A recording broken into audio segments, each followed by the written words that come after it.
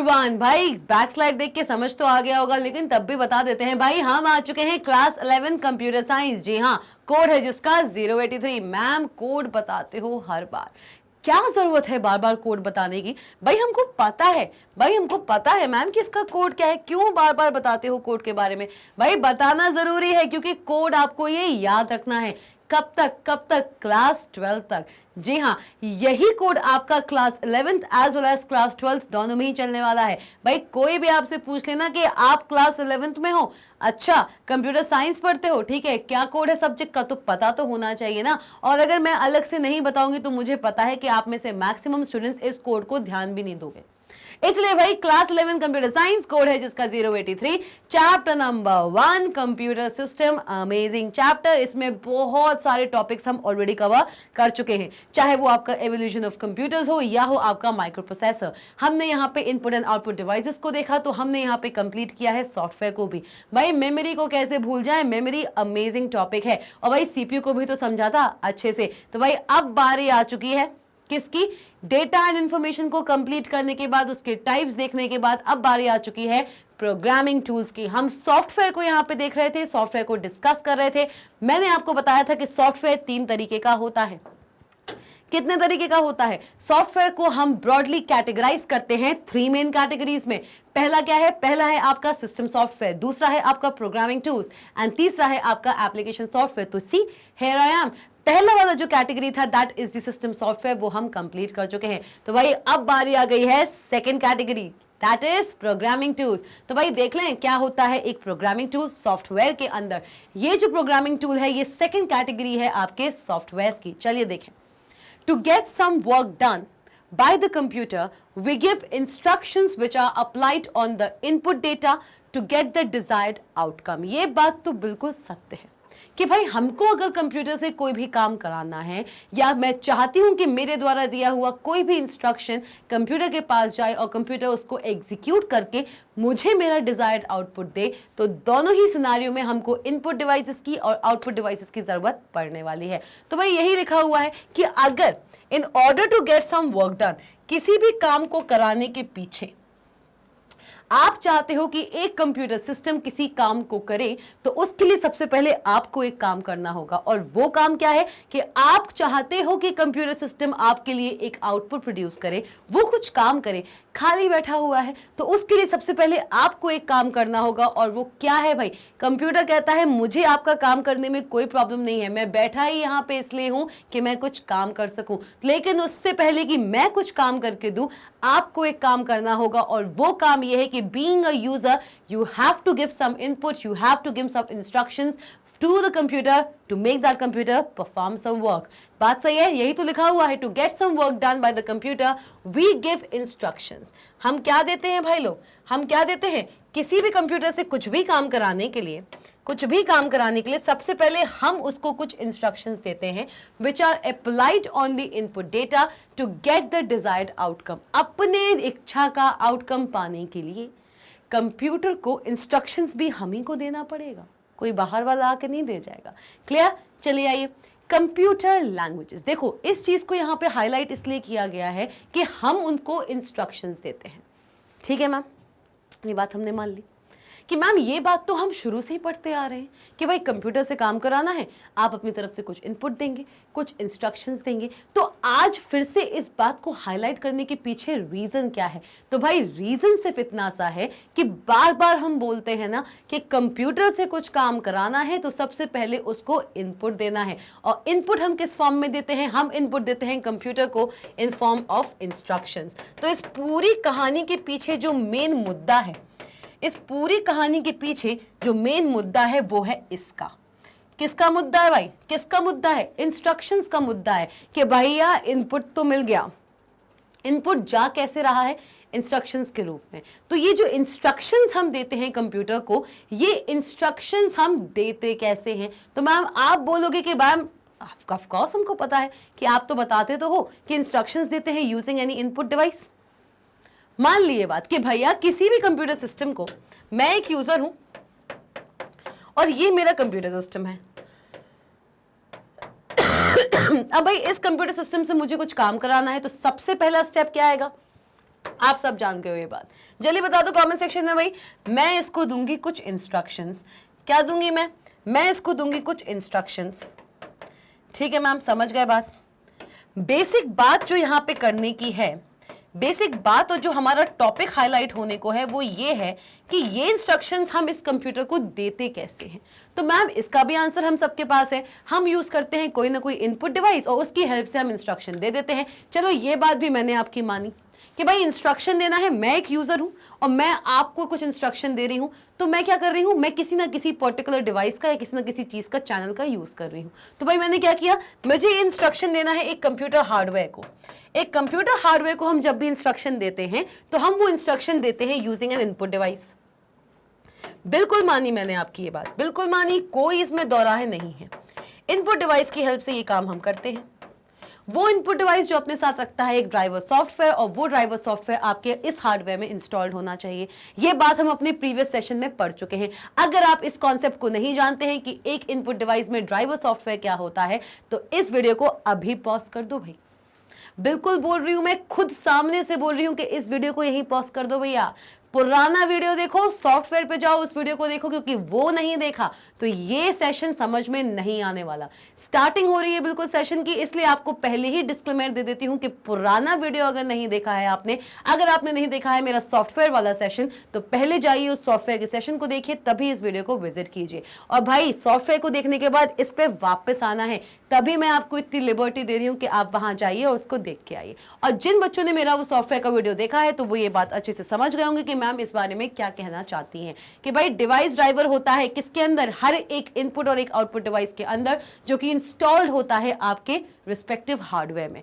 तभी वो आपके उस input device as well as output device पर कुछ डेटा इनपुट या फिर आउटपुट देता है।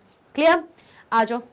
तो मैम ये बात तो हम सब जानते हैं, इसमें नया क्या है? तो इसमें नई बात यह है, जिस बात के बारे में आज हम यहाँ पे डिस्कस करने आए हैं, वो ये है कि भले मैं एक यूजर हूं और मैं एक कंप्यूटर हार्डवेयर को एक इंस्ट्रक्शन दे रही हूं, इसमें इस्तेमाल किसका हो रहा है, एक इनपुट डिवाइस का, बिल्कुल मानी। लेकिन इनपुट डिवाइस का इस्तेमाल अकेले कर लेने से हम एक इंस्ट्रक्शन नहीं दे सकते अपने कंप्यूटर सिस्टम को। मैम क्या बोल रहे हो? आप तो कहते हो कि इनपुट डिवाइस की हेल्प से ही हम एक कोई इनपुट देते हैं, कोई इंस्ट्रक्शन देते हैं कंप्यूटर को, तो फिर आपने ये क्या बात बोली कि मतलब इनपुट डिवाइस है और अकेला मेरे पास अगर इनपुट डिवाइस है, मेरे पास कंप्यूटर हार्डवेयर है, तो क्यों नहीं मैं इंस्ट्रक्शन दे सकता या क्यों नहीं मैं इंस्ट्रक्शन दे सकती?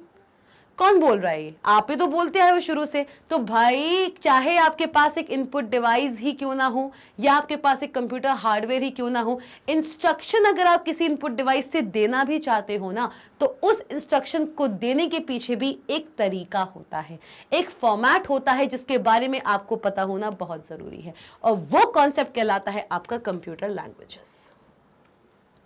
अब आया समझ? अब आया कि मतलब भले ही आपके पास बहुत सारा इंस्ट्रक्शन हो, भले ही आपके पास एक हार्डवेयर हो, भले ही आपके पास एक इनपुट डिवाइस हो जिसकी हेल्प से आप कोई इंस्ट्रक्शन दे सकते हो अपने कंप्यूटर हार्डवेयर को, लेकिन अगर आपको इंस्ट्रक्शन देने के पीछे का फॉर्मेट नहीं पता है, आपको ये नहीं पता है कि किसी भी कंप्यूटर सिस्टम को जो हम इंस्ट्रक्शन देने वाले हैं वो किस तरीके से देना चाहिए मुझको, तो आपका इंस्ट्रक्शन नल एंड वॉइड है। आप अपने कंप्यूटर से किसी काम की उम्मीद रखना छोड़ दो भाई लोग, बिल्कुल सच बात है। तो भाई यहां पे हम बात करने वाले हैं कंप्यूटर लैंग्वेजेस के बारे में। तो अब देखें क्या होता है कंप्यूटर लैंग्वेज। आपने आज या फिर आप क्लास 11th में आ चुके हैं, आपने कभी ना कभी कहीं ना कहीं चलते फिरते किसी के मुंह से या कहीं ना कहीं इस चीज को पढ़ा होगा कि भाई प्रोग्रामिंग लैंग्वेज है, जावा है, सी है, C++ है और पाइथन जो आप पढ़ने वाले हो, ये सारी कंप्यूटर की प्रोग्रामिंग लैंग्वेजेस होती हैं। पढ़ा है कुछ लोगों ने तो आप में से बहुत से ऐसे लोग होंगे जिन्होंने किसी न किसी प्रोग्रामिंग लैंग्वेज को पढ़ा होगा, जैसे कि HTML। क्लास 10th में HTML पढ़ के आए हो? बिल्कुल नहीं बोल सकते कि मैम हमने प्रोग्रामिंग लैंग्वेज नाम का शब्द ही नहीं सुना है।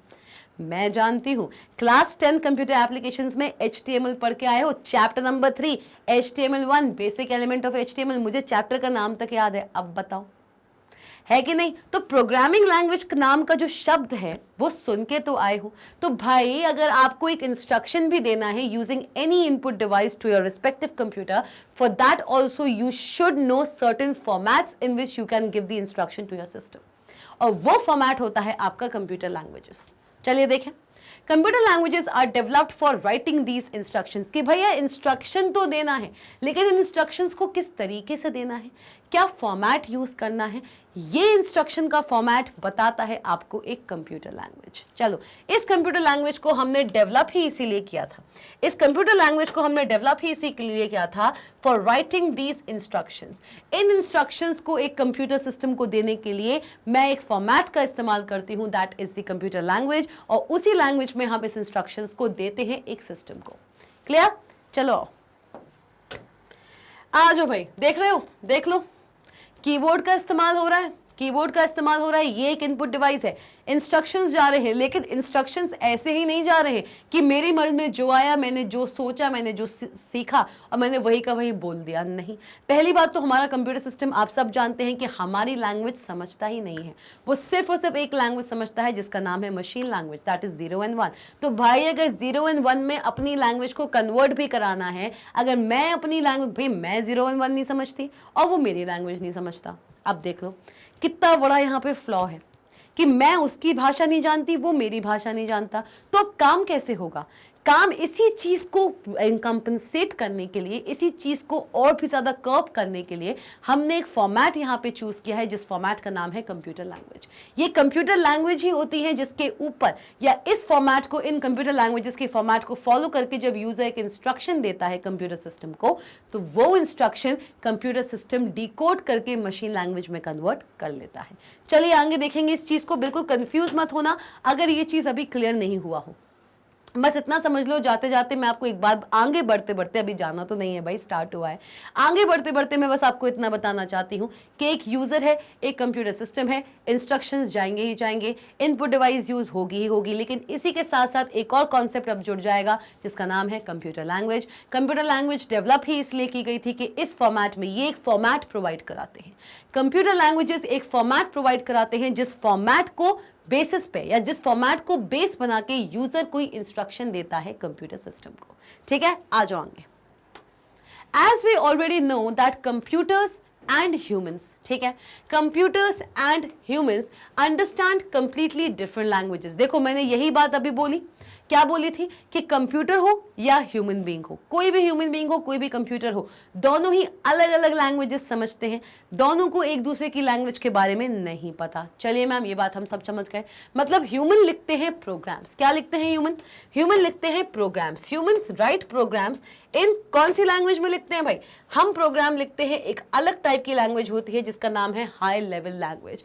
आप कहोगे कि मैम हम तो इंग्लिश में लिखते हैं प्रोग्राम्स को, या जो भी आपकी रिस्पेक्टिव लैंग्वेज है, अगर आप चाइनीज़ में लिखते हैं, अगर आप अमेरिकन में लिखते हैं, अमेरिकन जो उनकी भाषा होती है, अमेरिकन इंग्लिश में लिखते हैं, तो भाई अलग अलग लैंग्वेजेस में आप प्रोग्राम्स को लिख सकते हैं, ये बात हमने मानी। लेकिन जनरेशन ऑफ कंप्यूटर्स याद है, आपने पढ़ा होगा generation of computers, 5th generation या 3rd जनरेशन में एक नई कैटेगरी डेवलप हो गई थी जिसका नाम था हाई लेवल लैंग्वेजेस। क्या नाम था भाई? High level languages. क्या होती है? 3rd generation language. ये हमारी 3rd जनरेशन लैंग्वेज है। हाई लेवल लैंग्वेजेस एक ऐसी कैटेगरी डेवलप हो गई थी जहां पर यूजर अपनी नेटिव लैंग्वेज में कुछ इंस्ट्रक्शन प्रोवाइड करना शुरू कर दिया था कंप्यूटर सिस्टम को। चाहे आप इंग्लिश में लिखें, चाहे आप हिंदी में लिखें, या आप किसी वर्ल्ड की किसी भी लैंग्वेज में अगर आप कोई भी इंस्ट्रक्शन लिखते हैं, वो सारी की सारी लैंग्वेजेस आपकी एक लैंग्वेज कैटेगरी के अंदर आती है जिसका नाम है हाई लेवल लैंग्वेज। अगर आपने जनरेशन ऑफ कंप्यूटर्स अच्छे से पढ़ा हुआ है तो आप जानते हैं कि मैं किस बारे में बात कर रही हूं। भाई कितने लेवल्स आए? कितने लेवल्स आए भाई? 3 लेवल्स आए हैं। आप इस एंटायर सेशन में 3 तरीके की लेवल्स को पढ़ने वाले हो। आप पढ़ोगे मशीन लेवल को, फिर पढ़ोगे आप किसको? असेंबली लैंग्वेज को, सॉरी, और फिर आप पढ़ने वाले हो हाई लेवल को। इस एंटायर सेशन में, इस पूरे एंटायर सेशन में आप 3 तरीके की लैंग्वेजेस से डील करने वाले हैं, machine language, assembly language and high level language. कौन सी लैंग्वेज भाई? कौन सी लैंग्वेज? High level language. आ जाओ भाई, हाई लेवल लैंग्वेज। आप इन पूरे एंटायर सेशन में इन 3 तरीके की लैंग्वेजेस से डील करने वाले हो। जल्दी से बता दो भाई कौन कौन सी लैंग्वेजेस हैं भाई? कौन कौन सी हैं? Machine language, assembly language and high level language. ये तीन वही लैंग्वेजेस हैं जो आज भी पूरे के पूरे कंप्यूटर वर्ल्ड पे डोमिनेंसी बनाए रखे हैं। आज भी इन तीनों लैंग्वेजेस की ही बात होती है भाई। ये तीनों ही ऐसी लैंग्वेजेस हैं जो एक दूसरे को अभी भी बहुत टफ कंपटीशन देती हैं, वाकई देती हैं। बहुत टफ कंपटीशन चलता है इन तीनों लैंग्वेजेस में। सबको लगता जरूर है कि हाई लेवल लैंग्वेज में आपने कोई भी प्रोग्राम लिख दिया तो वो ज़्यादा अच्छा होगा क्योंकि आपके लिए वो ईजी है लिखना, लेकिन बाय फार सबसे अच्छी जो लैंग्वेज कंसिडर की जाती है ना, वो है आपकी machine language and assembly language. Ultimately आपका प्रोग्राम कन्वर्ट होना इसी में है। ये सारी चीजें हम पढ़ने वाले हैं। बिल्कुल धीरज रखो बंधु, पेशेंस रखो। हम धीरे धीरे इस पूरे प्रोग्रामिंग टूल सेशन में आपको इतनी ऊंचाइयों पे लेकर जाएंगे कि भाई शुरुआत हो जाएगी आपकी मशीन लैंग्वेज से और चलते चलते आप हाई लेवल लैंग्वेज तक पहुंच जाओगे अल्टीमेटली। तो भाई इस डायग्राम को देख लो अच्छे से, दिमाग में बिल्कुल छाप लो, क्योंकि ये डायग्राम आपको अब पूरे इंटायर सेशन में याद रखना पड़ेगा। बिल्कुल इसी को फॉलो करना है, तभी ये इंटायर सेशन समझ आएगा। तो भैया देखो इस डायग्राम को और बताओ मुझे कोई डाउट हो तो। हाँ जी भाई, तो ये डायग्राम देख लिया अच्छे से। बोल के गई थी मैं कि भैया ये डायग्राम को अच्छे से देख लो, क्योंकि इंटायर सेशन में यही डायग्राम हेल्प करने वाला है कि भाई हमारे पास है तीन category of languages, machine language, assembly language and high level language. हर एक लैंग्वेज को यहाँ पे हम अच्छे से देखने वाले हैं, तोड़ने वाले हैं, मरोड़ने वाले हैं। और भाई मशीन लैंग्वेज तो आपने चलते फिरते अभी प्रीवियस टॉपिक्स में भी कहीं ना कहीं देख लिया होगा। असेंबली लैंग्वेज आपके लिए नया है, ये एक नया टॉपिक है। आपने जनरेशन में जरूर इसको देखा होगा, लेकिन इसका नाम अभी तक आपने इस एंटायर चैप्टर में नहीं सुना। हाई लेवल लैंग्वेजेस भी आप यहाँ पे पहली बार तो नहीं, दूसरी या तीसरी बार मोस्ट प्रोबेबली देख रहे हैं, लेकिन मशीन लैंग्वेज को आप बहुत बार सुन चुके हैं, पढ़ चुके हैं इस एंटायर चैप्टर के अंदर। तो भाई असेंबली लैंग्वेज यहाँ पे नया है तो कोई दिक्कत नहीं है ना, नया है तो क्या हुआ, हम तो यहाँ पे सब कुछ कवर करने वाले हैं, टेंशन नहीं लेने का। आ जाओ भाई। तो भाई क्या बात चल रही है? बात ये चल रही है कि जो ह्यूमंस होते हैं, ह्यूमंस कंप्लीटली अपना कोई भी इंस्ट्रक्शन देते हैं ना, ह्यूमन अपना कोई भी इंस्ट्रक्शन देते हैं। भाई यहाँ पे बात चल रही है प्रोग्राम्स की, और एक बात तो हम सब जानते हैं। क्या जानते हैं? हम सब जानते हैं कि भैया एक प्रोग्राम क्या है, क्या होता है एक प्रोग्राम, क्या होता है भाई, क्या होता है? जल्दी बता दो, कमेंट सेक्शन में जाओ और बताओ मुझे कि एक प्रोग्राम क्या होता है। क्या होता है एक प्रोग्राम? जल्दी जाइए बताइए मुझे, चलिए जल्दी से। What is a program? बहुत बार पढ़ चुके हैं, जल्दी जल्दी बताइए मुझे। चलो क्या होता है एक प्रोग्राम? हाँ जी, क्या होता है? हम सब जानते हैं कि एक प्रोग्राम कहलाता है क्या? एक प्रोग्राम कहलाता है सेट ऑफ इंस्ट्रक्शंस। ये बात मैम हम सबको पता है, ये बात तो मैम हम सबको पता है। तो भाई जो ह्यूमंस हैं, ह्यूमंस इन इंस्ट्रक्शंस को, ह्यूमन इन इंस्ट्रक्शंस को जो प्रोग्राम लिखता है ह्यूमन, दैट मीन्स एक बहुत सारे इंस्ट्रक्शंस का जो एक सिंगल सेट बनाता है एक ह्यूमन बीइंग, वो सारा का सारा प्रोग्राम, वो सारे के सारे इंस्ट्रक्शंस वो एक स्पेसिफिक लैंग्वेज में लिखता है, और वो लैंग्वेज कहलाती है आपकी हाई लेवल लैंग्वेज। ये जो हाई लेवल लैंग्वेज है, ये आपके थर्ड जनरेशन कंप्यूटर्स में आ गई थी। कब जनरेट हुई थी, कब डेवलप हुई थी? इस हाई लेवल लैंग्वेज कैटेगरी को डेवलप कर दिया गया था थर्ड जनरेशन कंप्यूटर्स में। किसमें भाई? थर्ड जनरेशन कंप्यूटर्स में हाई लेवल लैंग्वेज का जो कॉन्सेप्ट था वो जनरेट हो चुका था। और एक बात और बताऊं आपको, अगर आपको जनरेशन याद हैं तो, और अगर जनरेशन याद नहीं भी हैं तो मैंने आपको पढ़ाया है evolution of computers.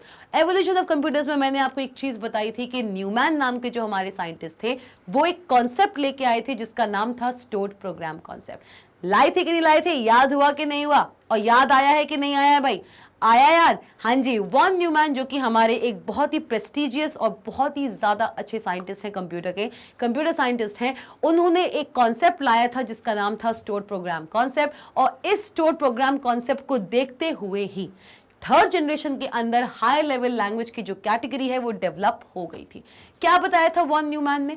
Von Neumann ने बोला था कि आपका कंप्यूटर सिस्टम इतना केपेबल होना चाहिए कि वो प्रोग्राम्स को स्टोर करा सके और उनको एग्जीक्यूट करा सके। क्या बोला था? स्टोर्ड प्रोग्राम कॉन्सेप्ट बोलता है कि भाई पहले के ज़माने में जब हम फर्स्ट जनरेशन कंप्यूटर्स की बात कर रहे थे तो वहाँ पे वैक्यूम ट्यूब्स का हम यूज़ करते थे मेमोरी के लिए, और वहाँ पे हम इनपुट देते थे with the help of punch cards. याद आ रहा है?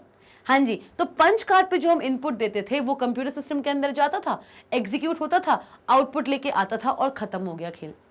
स्टोरेज होता ही नहीं था। टेम्पररी तो परमानेंट तो छोड़ो, टेम्पररी भी कहीं स्टोरेज नहीं होता था।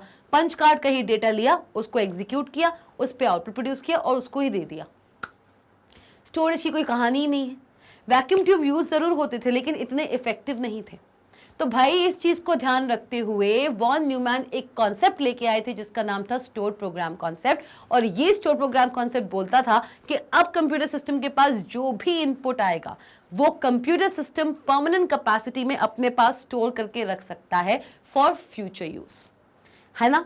तो न्यूमैन जी ये वाला कॉन्सेप्ट लेके आए और इस कॉन्सेप्ट को एक रियलिटी बनाने के लिए हाई लेवल लैंग्वेज नाम का जो कॉन्सेप्ट है वो डेवलप हो गया थर्ड प्रोग्रामिंग या थर्ड जनरेशन कंप्यूटर्स में।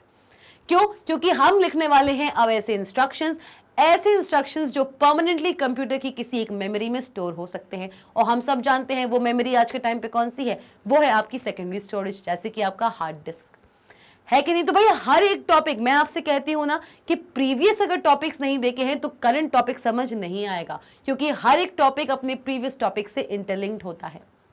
ये बात आप सब मानोगे। अब पूरे के पूरे प्रीवियस टॉपिक्स यहाँ पे रिवाइज हो रहे हैं कि नहीं हो रहे हैं। तो बात हम कर रहे थे हाई लेवल लैंग्वेज की कि भाई ये जो कैटेगरी है ये थर्ड जनरेशन कंप्यूटर्स में आ गया था और इसका जो डेवलपमेंट है, इसका जो इन्वेंशन है, ये टोटली बेस्ड है किस पे? किस पे है? बेस्ड ऑन किस चीज पे बेस्ड है भाई? ये किस चीज पे बेस्ड है? इट इज बेस्ड ऑन किस पे? Stored program concept. जो स्टोर्ड प्रोग्राम कॉन्सेप्ट था किसका? वॉन न्यूमैन जी का, उस पे ये बेस्ड है। ठीक है मैम, ठीक है मैम, समझ गए बात, समझ आ गई है ये बात, ठीक है। तो भाई अगर समझ आ गई है तो अब आगे बढ़े।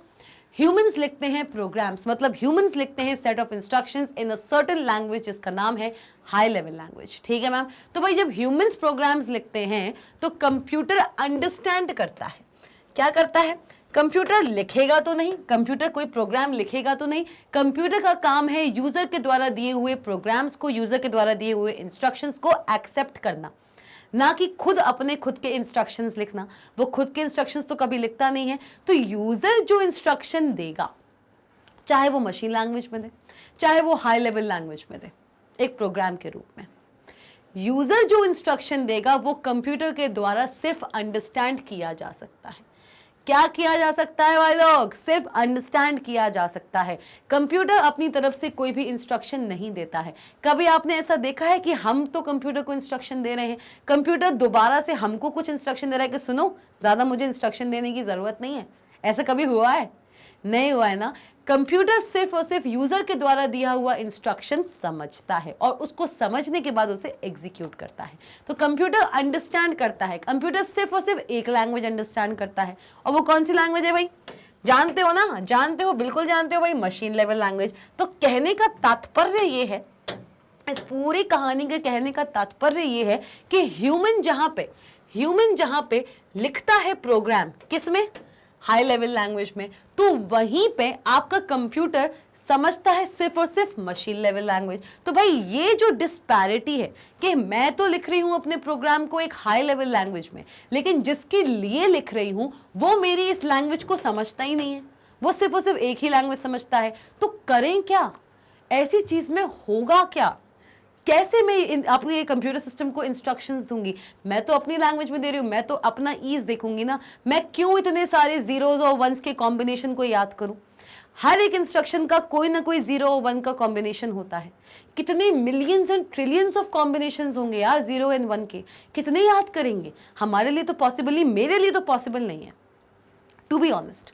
बहुत से लोग आज के टाइम पे मशीन लैंग्वेज सीखते हैं, बहुत से लोग सीखते हैं। डीप लर्निंग ने और मशीन लर्निंग ने इस चीज़ को पॉसिबल बना दिया है, लेकिन एक पूरी मशीन लैंग्वेज को सीखना मेरे ख्याल से तो बहुत ही हैवी टास्क है।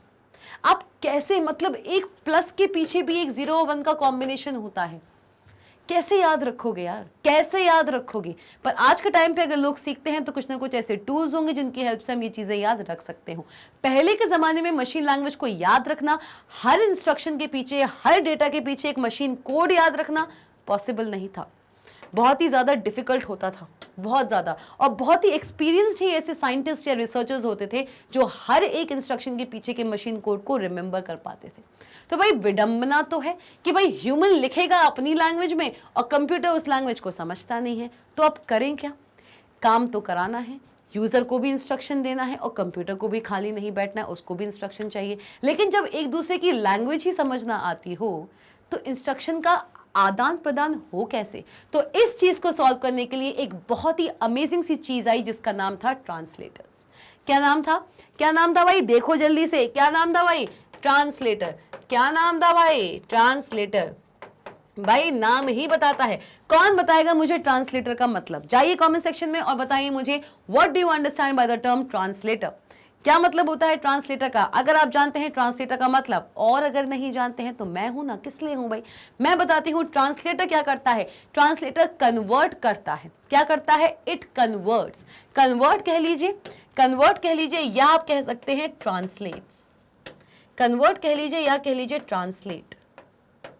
एक ट्रांसलेटर कन्वर्ट करता है या ट्रांसलेट करता है किसी भी लैंग्वेज में लिखे हुए प्रोग्राम को। किसको भाई? किसी भी लैंग्वेज में लिखे हुए प्रोग्राम को।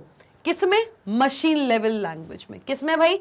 मशीन लेवल लैंग्वेज में। याद रखना, मैं हाई लेवल लैंग्वेज को इस एंटायर सेशन के अंदर, अच्छा कुछ चीजें और बता दूं मैं और आगे बढ़ने से पहले, इस एंटायर चैप्टर में, इस पूरे के पूरे सेशन में हाई लेवल लैंग्वेज को मैं HLL लिखने वाली हूं। मशीन लेवल लैंग्वेज को मैं यहाँ पे MLL लिखूंगी। बिल्कुल कंफ्यूज मत होना कि मैम ये क्या लिखा हुआ है। बिल्कुल कंफ्यूज नहीं होने का, कतई भी कंफ्यूज नहीं होने का। बहुत ही अमेजिंग टॉपिक है भाई, बहुत ही अमेजिंग। तो भाई हाई लेवल लैंग्वेज हो जाएगा आपका HLL, मशीन लेवल लैंग्वेज हो जाएगा आपका MLL, और एक और लैंग्वेज की बात मैंने आपको बताई थी, वो डायग्राम बताया था, असेंबली लैंग्वेज भाई। असेंबली लेवल लैंग्वेज क्या होगी भाई? क्या होगी? ऑफ कोर्स पता हो जाना चाहिए, ALL। तो भाई ये तीनों चीजों में यूज करने वाली हूं। मैं हर जगह इतना बड़ा बड़ा नहीं लिखने वाली, क्योंकि हमको हार्डवर्क नहीं करना है।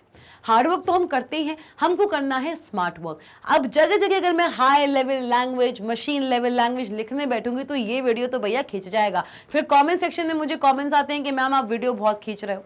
नहीं खींचना है ना, तो इसमें थोड़ा मेरे साथ आपको कोऑपरेट करना पड़ेगा भाई। Machine level language MLL, assembly level language ALL, और भैया हाई लेवल लैंग्वेज तो HLL पहले से ही है। तो ये चीजें, ये जो हमारे एक्रोनिम्स हैं, ये जो एब्रीविएशंस हैं, एक्रोनिम्स हैं, एब्रीविएशन भी नहीं कहलाएगा, इसको आपको याद रखने की जरूरत है, आपको याद रखना है स्पेसिफिकली। तो भाई बात कर रहे थे हम ट्रांसलेटर की। ट्रांसलेटर क्या कर रहा है?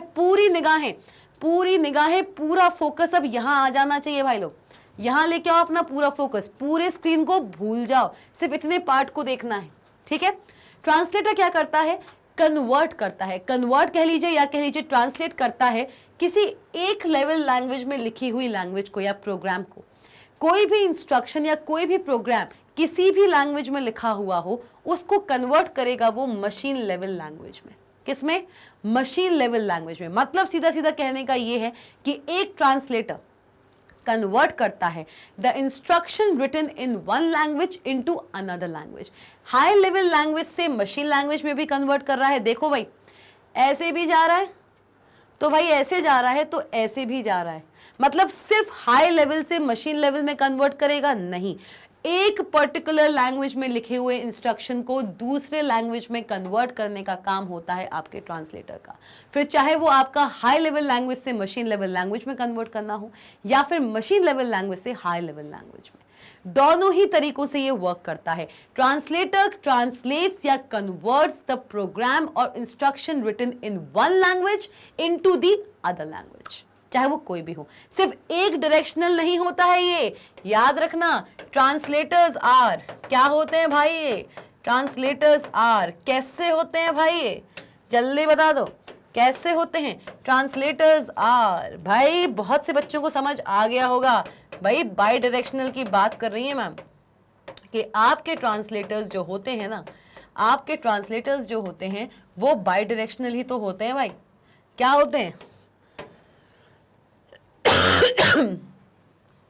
ट्रांसलेटर्स आपके बाई डायरेक्शनल होते हैं, कि मतलब ऐसा नहीं है कि सिर्फ और सिर्फ हाई लेवल को मशीन लैंग्वेज में कन्वर्ट करेगा या असेंबली लैंग्वेज को मशीन लैंग्वेज में कन्वर्ट करेगा, नहीं भाई। अगर हमारी भाषा, मतलब मैं हूँ एक ह्यूमन हूँ और मेरी भाषा में कंप्यूटर को समझाने के लिए अगर ट्रांसलेटर की हेल्प ले रही हूँ कि भैया मैंने ट्रांसलेटर की हेल्प ली कि मेरी जो भाषा है मेरे लिए मैं वो कन्वीनियंट है, तो मेरी भाषा को तुम कंप्यूटर की भाषा में चेंज कर दो। क्लियर? ट्रांसलेटर का मैंने यूज कर लिया, तो भाई कंप्यूटर के द्वारा जो प्रोड्यूस्ड आउटपुट है वो इंस्ट्रक्शंस नहीं लिखेगा लेकिन आउटपुट तो प्रोड्यूस करेगा, और उसको आती है सिर्फ मशीन लैंग्वेज। तो वो जो आउटपुट भी प्रोड्यूस करेगा वो भी एक मशीन लैंग्वेज में प्रोड्यूस करेगा, वो भी तो अपनी लैंग्वेज में प्रोड्यूस करेगा।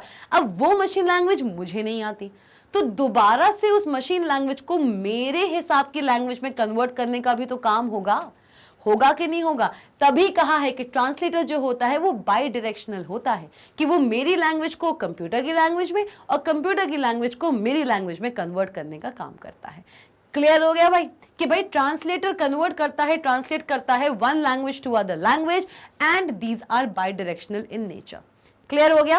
क्लियर हो गया भाई? चलो आ जाओ, यहां पे एग्जाम्पल लिखा हुआ है कि कैसे एक हाई लेवल लैंग्वेज, ये एग्जाम्पल है, क्या है ये? एक एग्जाम्पल है, बिल्कुल कंफ्यूज मत होना। ये एक एग्जाम्पल है कि भाई हाई लेवल लैंग्वेज को कैसे मशीन लेवल लैंग्वेज में और कैसे मशीन लेवल लैंग्वेज को फिर से हाई लेवल लैंग्वेज में ये कन्वर्ट कर रहा है। ये जो साइन दिख रहा है ये वाला साइन, ये साइन कहलाता है आपका बाई डायरेक्शनल साइन। कौन सा साइन कहलाता है? ये है आपका बाई डायरेक्शनल साइन। कौन सा साइन है भाई लोग? जल्दी, यही कहलाता है आपका बाई डायरेक्शनल साइन। जहां पे भी ये साइन दिख जाए मतलब आगे पीछे ऊपर नीचे हर तरीके से जा रहा है भाई। ठीक है? क्लियर हुआ? आगे पीछे दोनों तरफ जाएगा, सिर्फ एक ही तरफ नहीं जाएगा। आ जाओ। तो मेरे ख्याल से आपको ट्रांसलेटर अब इससे ज्यादा सिंपल करके, इससे ज्यादा नॉर्मल लैंग्वेज में मैं आपको ये चीज नहीं समझा सकती थी, लेकिन तब भी अगर आपको लगता है कि आपको डाउट है ट्रांसलेटर्स में तो बिल्कुल जाइए कमेंट सेक्शन में, आप सबको पता है आपको क्या करना है। कमेंट सेक्शन में जाइए और बताइए मुझे कि ट्रांसलेटर में कोई भी डाउट हो तो। चलिए आइए, तो भाई ट्रांसलेटर की बात हो गई। अब सारी की सारी निगाहें जो है ना वो इस लाइन पे आ जाना चाहिए। पूरे स्लाइड को भूल जाओ, अगर पूरी स्लाइड फिर से देखनी है फिर से वापस से चले जाना, कोई दिक्कत नहीं भाई। यहाँ आओ, अब बात होगी आपके कोड एडिटर्स की। भाई लैंग्वेज की बात कर ली, प्रोग्राम की बात कर ली, इंस्ट्रक्शंस की बात कर ली, और हमने बात कर ली है ट्रांसलेटर्स की भी। High level language, machine level language, assembly level language, सब समझ रहे हैं हम धीरे धीरे। असेंबली लेवल लैंग्वेज पे अभी हम आए नहीं हैं, धीरे धीरे आ जाएंगे वहां भी, चिंता नहीं करो, सब जगह चलेंगे, have patience, step by step. भाई अब आ जाओ, सारी निगाहें इस पे आनी चाहिए। कोड एडिटर्स, हमने इन सब की बात कर ली, लेकिन हमने इस बारे में बात नहीं की है कि मैं अगर एक यूजर हूं और मुझे कुछ इंस्ट्रक्शन देना है, मुझे इतना समझ आ गया कि इंस्ट्रक्शन तो देना है और वो इंस्ट्रक्शन किसी लैंग्वेज में मुझे देना पड़ेगा, एक प्री स्पेसिफाइड फॉर्मेट में मुझे देना पड़ेगा, जो कि एक लैंग्वेज कहलाती है, एक प्रोग्रामिंग लैंग्वेज कहलाती है। ठीक है, लेकिन ये जो इंस्ट्रक्शंस मैं दूंगी कंप्यूटर को, तो वो लिखूंगी कहां? एक ऐसी सॉफ्टवेयर तो होना चाहिए मेरे पास जहां पे मैं इन इंस्ट्रक्शंस को लिख सकूं। एक ऐसा सॉफ्टवेयर जो किसी एक प्रोग्रामिंग लैंग्वेज के फॉर्मेट को सपोर्ट करता हो, जो अलाउ करता हो कि हाँ भाई आपको इंस्ट्रक्शंस देने हैं किसी एक फॉर्मेट, मतलब किसी एक प्रोग्रामिंग लैंग्वेज में देने हैं, चाहे वो हाई लेवल में हो, चाहे मशीन में हो, चाहे आपका असेंबली में हो। तो भाई हम एक ऐसे सॉफ्टवेयर हैं जहां पे आप ऐसे इंस्ट्रक्शंस दे सकते हो। तो मेरे पास एक ऐसा सॉफ्टवेयर होना चाहिए जो मुझे अलाउ करे to write certain instructions in my language. Right और नॉट? राइट और नॉट? तो भैया ऐसे सॉफ्टवेयर जो अलाउ करते हैं यूजर को to write the instruction in high level assembly और machine language are known as the code editors. क्या कहलाते हैं? वो सॉफ्टवेयर जो आपको अलाउ करते हैं to create a program. The software that allows you to create a program in any programming language are termed as code editors software. आ जाओ भाई, code editors and integrated development environment. क्या होता है ये? कोड एडिटर प्रोवाइड करते हैं, code editor provide करते हैं एक ऐसा environment, and integrated development environment, एक ऐसा सॉफ्टवेयर जो आपको प्रोवाइड कराता है एक integrated development environment which is used to write the instructions. Instruction कह लो, इंस्ट्रक्शंस कह लो, मतलब प्रोग्राम।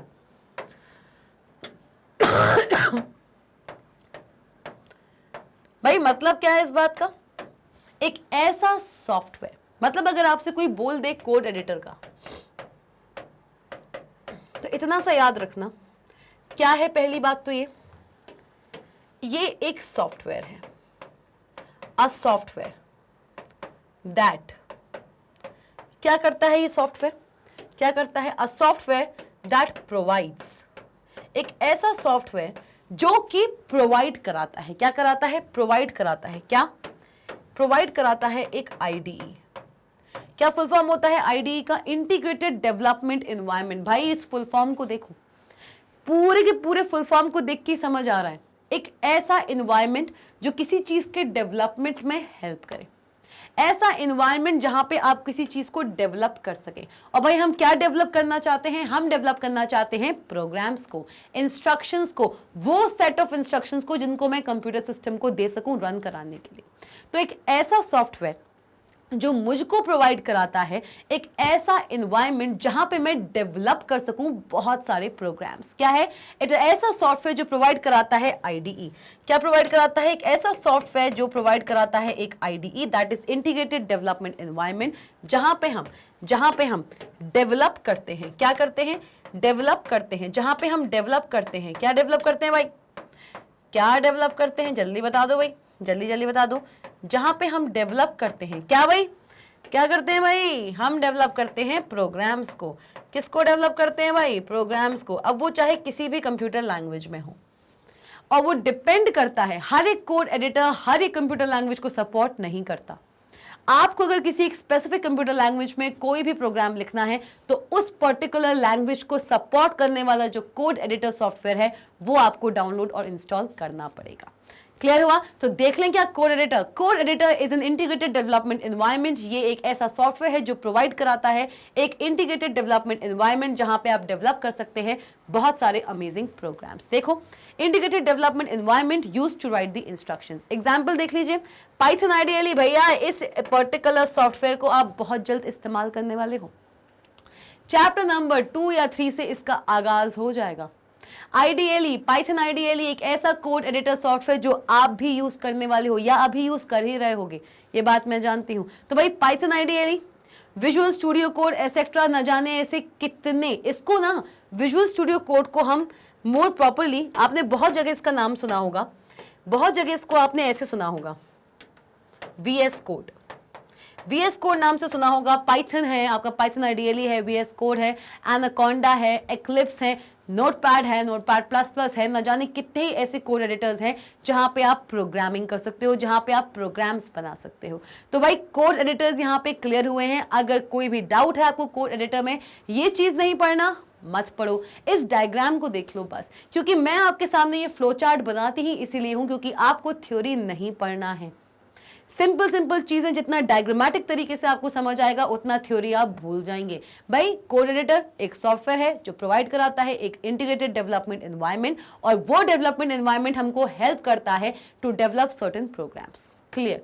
सिर्फ इतनी सी बात है। एग्जाम्पल के रूप में आपके सामने पाइथन आइडियली है जो बहुत जल्द हम चैप्टर नंबर 3 से शुरुआत करने वाले हैं। इस पाइथन आइडियली को मैं आपको डाउनलोड भी कराऊंगी, इंस्टॉल भी कराऊंगी और इस पे प्रोग्राम्स भी रन कराऊंगी पाइथन प्रोग्रामिंग लैंग्वेज में। अब एक्साइटमेंट बढ़ा के नहीं बढ़ा, एक्साइटेड होके नहीं हो भाई? तो भैया इसी एक्साइटमेंट के साथ कॉमेंट सेक्शन में जाके बता दो कि कोड एडिटर समझ आया। चाहिए जल्दी से और बताइए मुझे, चलिए जल्दी। हाँ जी भाई, तो ये डायग्राम क्लियर हो गया क्योंकि जल्दी जल्दी हमको ये चीज निपटानी है, क्लासिफिकेशन ऑफ प्रोग्रामिंग लैंग्वेजेस हमें शुरू करना है। तो भैया कमेंट सेक्शन में मुझे उम्मीद है कि आपने ये चीज अच्छे से समझ ली होगी कि एक कोड एडिटर क्या होता है। तो इस एंटायर स्लाइड में हमने क्या क्या जाना, हमें इस एंटायर स्लाइड में जाना है किसके बारे में, हमने जाना है ट्रांसलेटर्स एंड कोड एडिटर्स के बारे में, और ये भी जाना हमने कि कैसे एक कंप्यूटर किसी अदर लैंग्वेज को समझता है और एक ह्यूमन बीइंग किसी अदर लैंग्वेज को। चलिए आगे बढ़ते हैं। आइए, क्लासिफिकेशन ऑफ प्रोग्रामिंग लैंग्वेजेस। भाई अभी तक हमने बात की है कि एक प्रोग्रामिंग लैंग्वेज होती क्या है, लेकिन अब हम बात करने वाले हैं कि एक कंप्यूटर प्रोग्रामिंग लैंग्वेज को आप क्लासिफाई कर सकते हैं बहुत सारे टाइप्स में। वो आप देख चुके हैं, machine language, assembly language and high level language. इन सबको अब डिटेल में पढ़ने की बारी आ चुकी है। चलिए आइए, just imagine a large pool. क्या इमेजिन करना है? एक बहुत बड़ा स्विमिंग पूल। देखा है भाई? स्विमिंग पूल देखा है? किसी भी स्विमिंग पूल में कभी गए हो? अगर नहीं भी गए हो तो टीवीज में, मूवीज में या कहीं ना कहीं वीडियोस में आपने स्विमिंग पूल को देखा जरूर होगा। तो भैया उसी पूल को इमेजिन कर लो। इमेजिन करो एक large pool of binary formats with varying combinations of ones and zeros. भैया एक बहुत बड़ा पूल है, बहुत बड़ा पूल है और इस पूल के अंदर आपको बहुत सारे फॉर्मेट्स दिए हुए हैं। किसमें? जीरोज में और वंस में। 0 0 1 1 0 0 0 0 1 1 1 0 0 0 0 0 1 1 1 1 1 1 1 1 1 1 0 0 0 0 0 0 0 0 0 0 1 1 0, न जाने कितने ही ऐसे न्यूमरस आपको जीरोस और वंस के फॉर्मेट्स दिए हुए। एक बहुत बड़ा पूल है और इस पूल में अलग अलग 0 और 1 के कॉम्बिनेशंस दिए हुए। तो भैया इन सारे कॉम्बिनेशंस को याद रखना क्या पॉसिबल है? इतना बता दो, यही लिखा हुआ है, इट इज नियरली इम्पॉसिबल। क्या है भाई? नियरली इम्पॉसिबल है भैया, ये बिल्कुल इम्पॉसिबल है। It is nearly impossible for a human being to remember each and every of these combinations. एक नॉर्मल इंसान के लिए हर एक कॉम्बिनेशन को याद रखना नियरली इम्पॉसिबल है। कितने तो इंस्ट्रक्शंस हैं, कितने ऑपरेंड्स हैं, कितनी तो चीजें हैं, हर एक के लिए आप अपना मशीन कोड याद रखोगे? पॉसिबल है? सच बताओ मुझे, कमेंट सेक्शन में जाओ, मुझे बताओ कि क्या आप में इतनी कैपेसिटी है कि आप एक छोटे से छोटे इंस्ट्रक्शन के लिए भी ना, मतलब अगर आप एक प्लस साइन को भी अगर आपको देना है, अगर प्लस ऑपरेशन भी देना है, अगर आपको प्लस इंस्ट्रक्शन भी देना है, कैलकुलेटर का इस्तेमाल करते हो? किसी दो नंबर के बीच में प्लस कराते हो? अगर वो भी करना है तो उसका भी मशीन कोड याद रखना पड़ेगा। क्या आप में इतनी कैपेसिटी है? जाइए जल्दी से कमेंट सेक्शन में और मुझे बिल्कुल जेन्युइन आंसर दीजिए। इतने बड़े पूल में जब इतने सारे फॉर्मेट्स हो, हर एक फॉर्मेट को याद रखना फॉर एवरी अदर इंस्ट्रक्शन, क्या पॉसिबल है एक नॉर्मल ह्यूमन बीइंग के लिए? चलिए जाइए कमेंट सेक्शन में और बताइए। Hence, different types of computer languages were developed to simplify the coding. इस चीज को आसान बनाने के लिए कि भाई, क्योंकि हम जानते हैं कि कंप्यूटर सिस्टम सिर्फ एक लैंग्वेज समझता है, तो भैया जो इंसान जो लैंग्वेज समझता है, दो तरीके हैं कि भाई या तो मैं वो लैंग्वेज सीख लूं जो वो सामने वाला समझता है, कि भैया मैं डायरेक्टली कंप्यूटर लैंग्वेज से या कंप्यूटर सिस्टम से उसी की लैंग्वेज में बात करूं। लेकिन मेरे लिए इतना पॉसिबल नहीं है कि मैं हर एक पर्टिकुलर इंस्ट्रक्शन के पीछे का मशीन कोड याद रख सकूं। तो मेरे लिए बहुत टिपिकल हो रहा है। तो दो तरीके हैं या तो ये कि भाई सामने वाले से अगर कम्युनिकेट करना है तो उसकी भाषा सीख लो और उस भाषा में उससे कम्युनिकेट कर दो, इजी पीजी।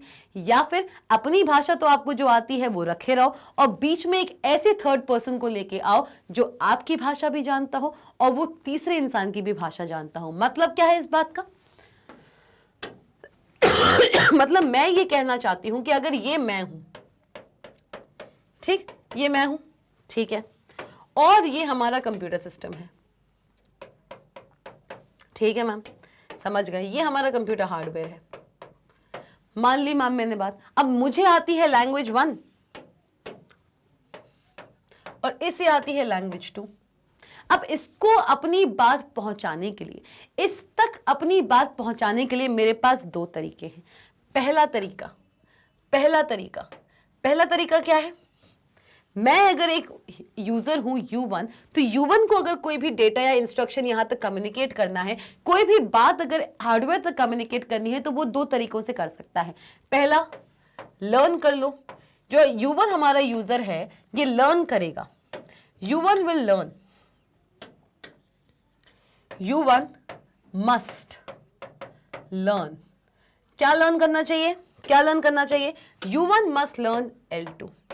जो L2 लैंग्वेज है हार्डवेयर की, जो हार्डवेयर को समझ आती है, एक तो ये तरीका है कि भैया U1 जो हमारा यूजर है वो इस लैंग्वेज को याद कर ले और डायरेक्टली उसी लैंग्वेज में इस हार्डवेयर से कम्युनिकेट करे, तब तो सारा का सारा काम इजी हो जाएगा।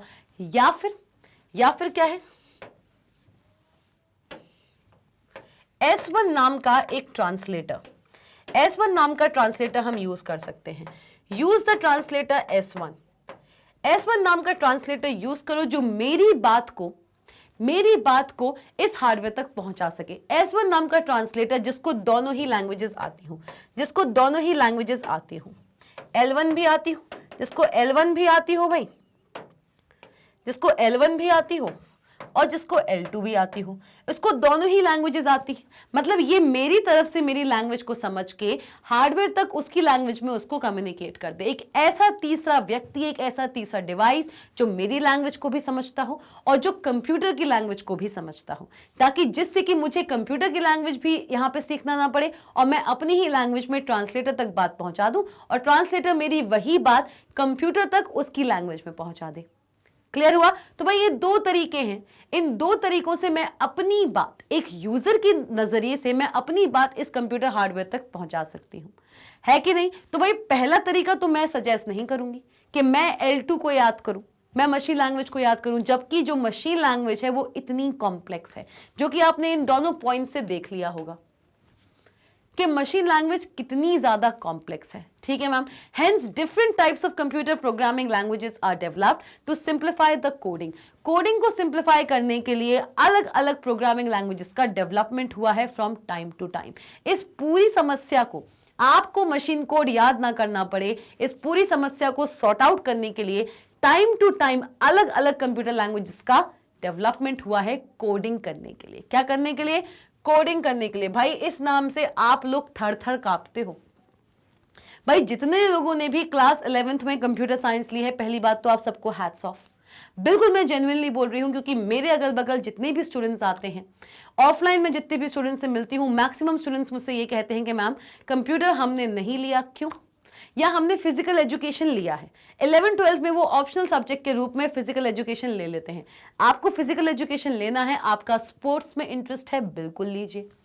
बच्चे पता क्या करते हैं, स्टूडेंट्स क्या करते हैं, वो फिजिकल एजुकेशन को, और ये बात बिल्कुल सच है, आप नकार नहीं सकते, फिजिकल एजुकेशन को बच्चा लेता ही इसीलिए क्योंकि उसको कंप्यूटर नहीं पढ़नी।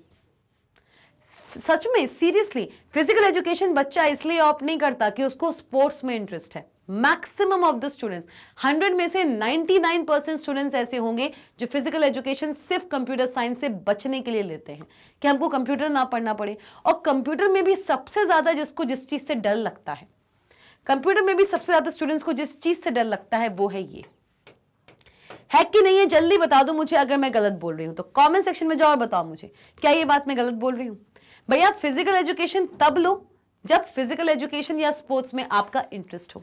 कंप्यूटर साइंस से बचने के लिए फिजिकल एजुकेशन ले रहे हो, ये बहुत ही गलत है, ये बहुत ही गलत आप कर रहे हो, क्योंकि आपने अभी तक मैंग्रेट बेन्स से नहीं पढ़ा है, और मैंग्रेट बेन्स में अभी तक आपने मुझसे नहीं पढ़ा है, इसलिए कंप्यूटर साइंस को लेके इतना ज्यादा डरावना चीज बनी हुई है, इतना ज्यादा हैवॉक बना हुआ है।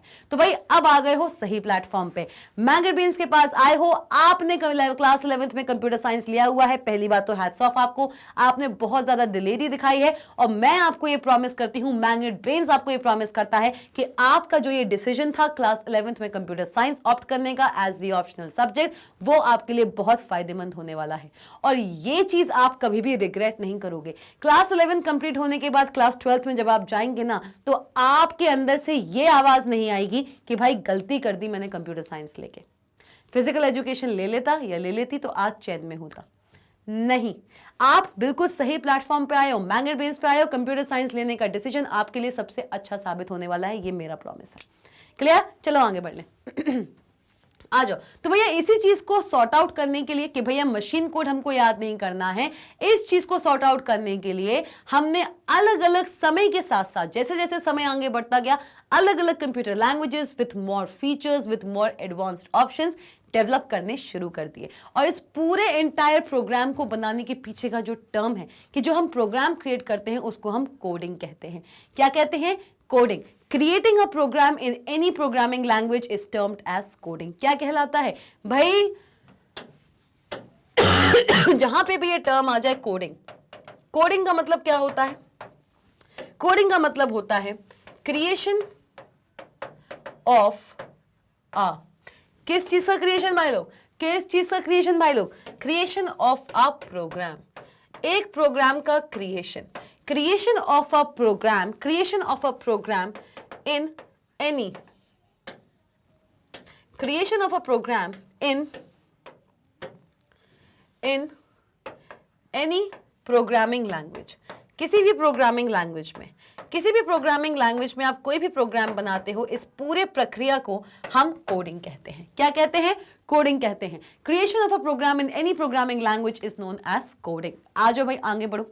To major categories of computer programming languages are, भाई समय के साथ साथ अलग अलग कंप्यूटर लैंग्वेजेस या प्रोग्रामिंग लैंग्वेजेस डेवलप होने लग गई, जैसे कि आपका पास्कल, कोबॉल, ये हमारी बहुत पुरानी प्रोग्रामिंग लैंग्वेजेस हैं जो आज के टाइम पे इतनी यूज नहीं होती।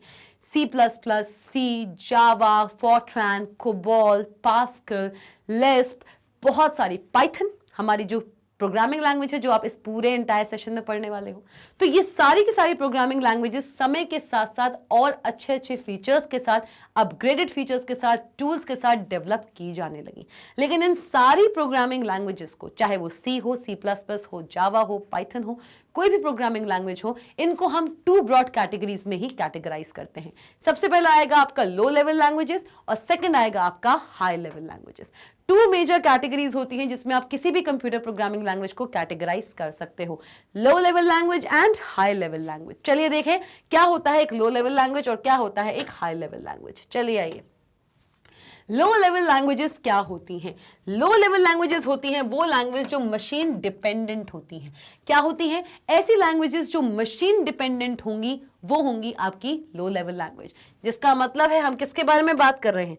किसके बारे में बात कर रहे हैं? हम बात कर रहे हैं मशीन कोड की, मशीन लैंग्वेज की हम यहाँ पे बात कर रहे हैं। सबसे पहले आता है हमारा मशीन लैंग्वेज और एक और लैंग्वेज मैंने आपको बताया था असेंबली लैंग्वेज। ये 2 ऐसी लैंग्वेजेस हैं, ये 2 ऐसी लैंग्वेजेस हैं जो आपकी लो लेवल लैंग्वेजेस में आती हैं। किस में आती हैं भाई? किस में आती हैं? जो आपकी लो लेवल लैंग्वेज है उसमें आती हैं। मतलब कि अगर मैं सीधे सीधे शब्दों में ये बोलना चाहूं कि आपके कंप्यूटर लैंग्वेजेस को हमने 2 ब्रॉड कैटेगरीज में तोड़ा हुआ है। CL लिख दूं यहाँ पे, कंप्यूटर लैंग्वेज, इसको हमने 2 कैटेगरीज में तोड़ा हुआ है। क्या क्या कैटेगरी है भाई? आ जाओ देख लें। पहली कैटेगरी आएगी आपकी लो लेवल लैंग्वेज। कौन सी लैंग्वेज भाई? कौन सी? लो लेवल लैंग्वेज, जिसको हम क्या बोलते हैं? जिसको हम बोलते हैं HLL या LLL। आ जाओ, क्या बोलते हैं? LLL। ठीक है, 2 कैटेगरीज में कंप्यूटर लैंग्वेज को तोड़ा गया है। पहला है आपका लो लेवल लैंग्वेज, ठीक है। सेकंड है आपका क्या? सेकंड है आपका हाई लेवल लैंग्वेज। कौन सी लैंग्वेज है भाई? कौन सी लैंग्वेज है? सेकंड है आपकी हाई लेवल लैंग्वेज। ठीक है मैम, समझ गए भाई, समझ गए हैं भाई, कोई दिक्कत की बात नहीं, HLL। आइए HLL। अब देखो इस चीज को बड़े ध्यान से देखने की जरूरत है, बहुत ध्यान से देखिएगा और समझिएगा इस चीज को। कंप्यूटर लैंग्वेज को हमने 2 ब्रॉड कैटेगरीज में यहाँ पे डिवाइड करके रखा है, डिकम्पोज करके रखा है। That is low level language, that is LLL, LLL and high level language, that is HLL। HLL हम पहले ही देख चुके हैं, तो भाई LLL की बात करते हैं। तो भैया LLL के अंदर आती हैं 2 लैंग्वेजेस। पहली आएगी आपकी मशीन लैंग्वेज। जो मशीन लैंग्वेज होती है वो आपकी लो लेवल लैंग्वेज होती है। क्यों? क्योंकि लो लेवल लैंग्वेज होती है आपकी मशीन डिपेंडेंट। ऐसी लैंग्वेज जो जिस मशीन पे होती है उस मशीन पे डिपेंड करती है। डिपेंडेंट का यहाँ पे जो मतलब है ना, ये जो डिपेंडेंट लिखा हुआ है, देखो मैंने इसको हाईलाइट भी किया हुआ है अलग कलर से। ऐसा क्यों? क्योंकि डिपेंडेंसी यहाँ पे जो दिखाई जा रही है वो बहुत ही वास्ट है।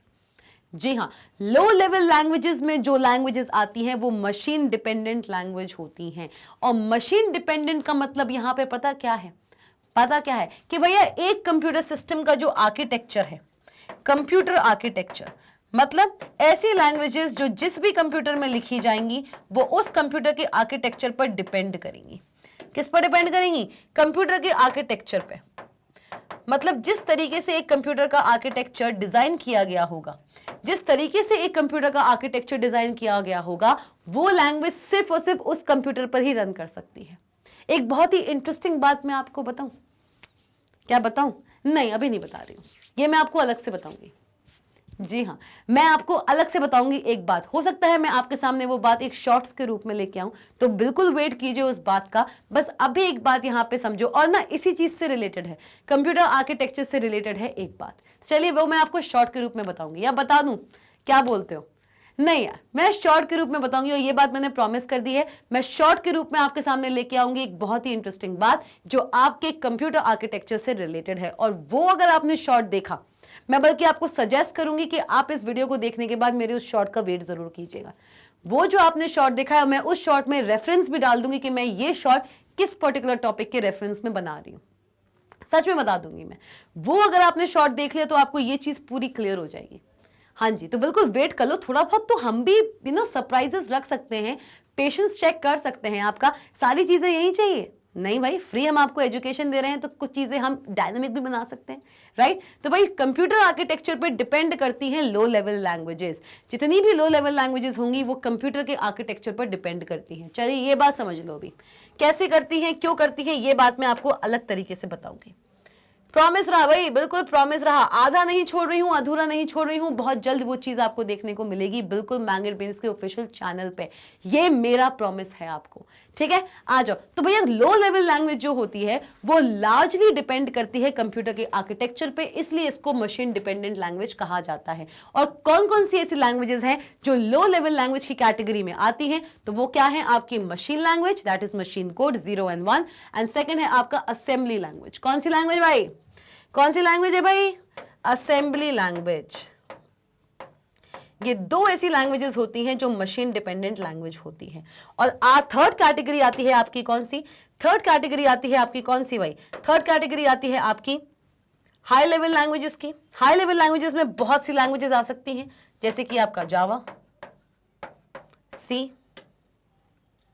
C++, कोबॉल, पाइथन, अलग अलग जो हमारी लैंग्वेजेस हैं जिनको आप अपनी लैंग्वेजेस में लिख सकते हो, अपनी स्पोकन लैंग्वेज में लिखते हो, मतलब अपनी नेटिव लैंग्वेज में आप जो प्रोग्राम बना सकते हो, वो सारी की सारी लैंग्वेजेस आपकी हाई लेवल लैंग्वेजेस में आ जाती हैं। जैसे कि आपकी Java programming language, C programming language, C++, COBOL, Python etcetera, ना जाने कितनी ही ऐसी प्रोग्रामिंग लैंग्वेजेस हैं जो डे वन से, जब से कंप्यूटर की शुरुआत हुई है तब से भैया, स्पेशली थर्ड जनरेशन से ये लैंग्वेजेस बनना शुरू हुई। तो भैया ऐसे शुरू हुई कि अभी भी उस पर काम चले ही जा रहा है, चले ही जा रहा है, चले ही जा रहा है। हर 2 साल में एक नई लैंग्वेज आ जाती है, या फिर एग्जिस्टिंग लैंग्वेज में कुछ ना कुछ वेरिएशन हो जाता है, उसका एक्सटेंडेड वर्जन आ जाता है।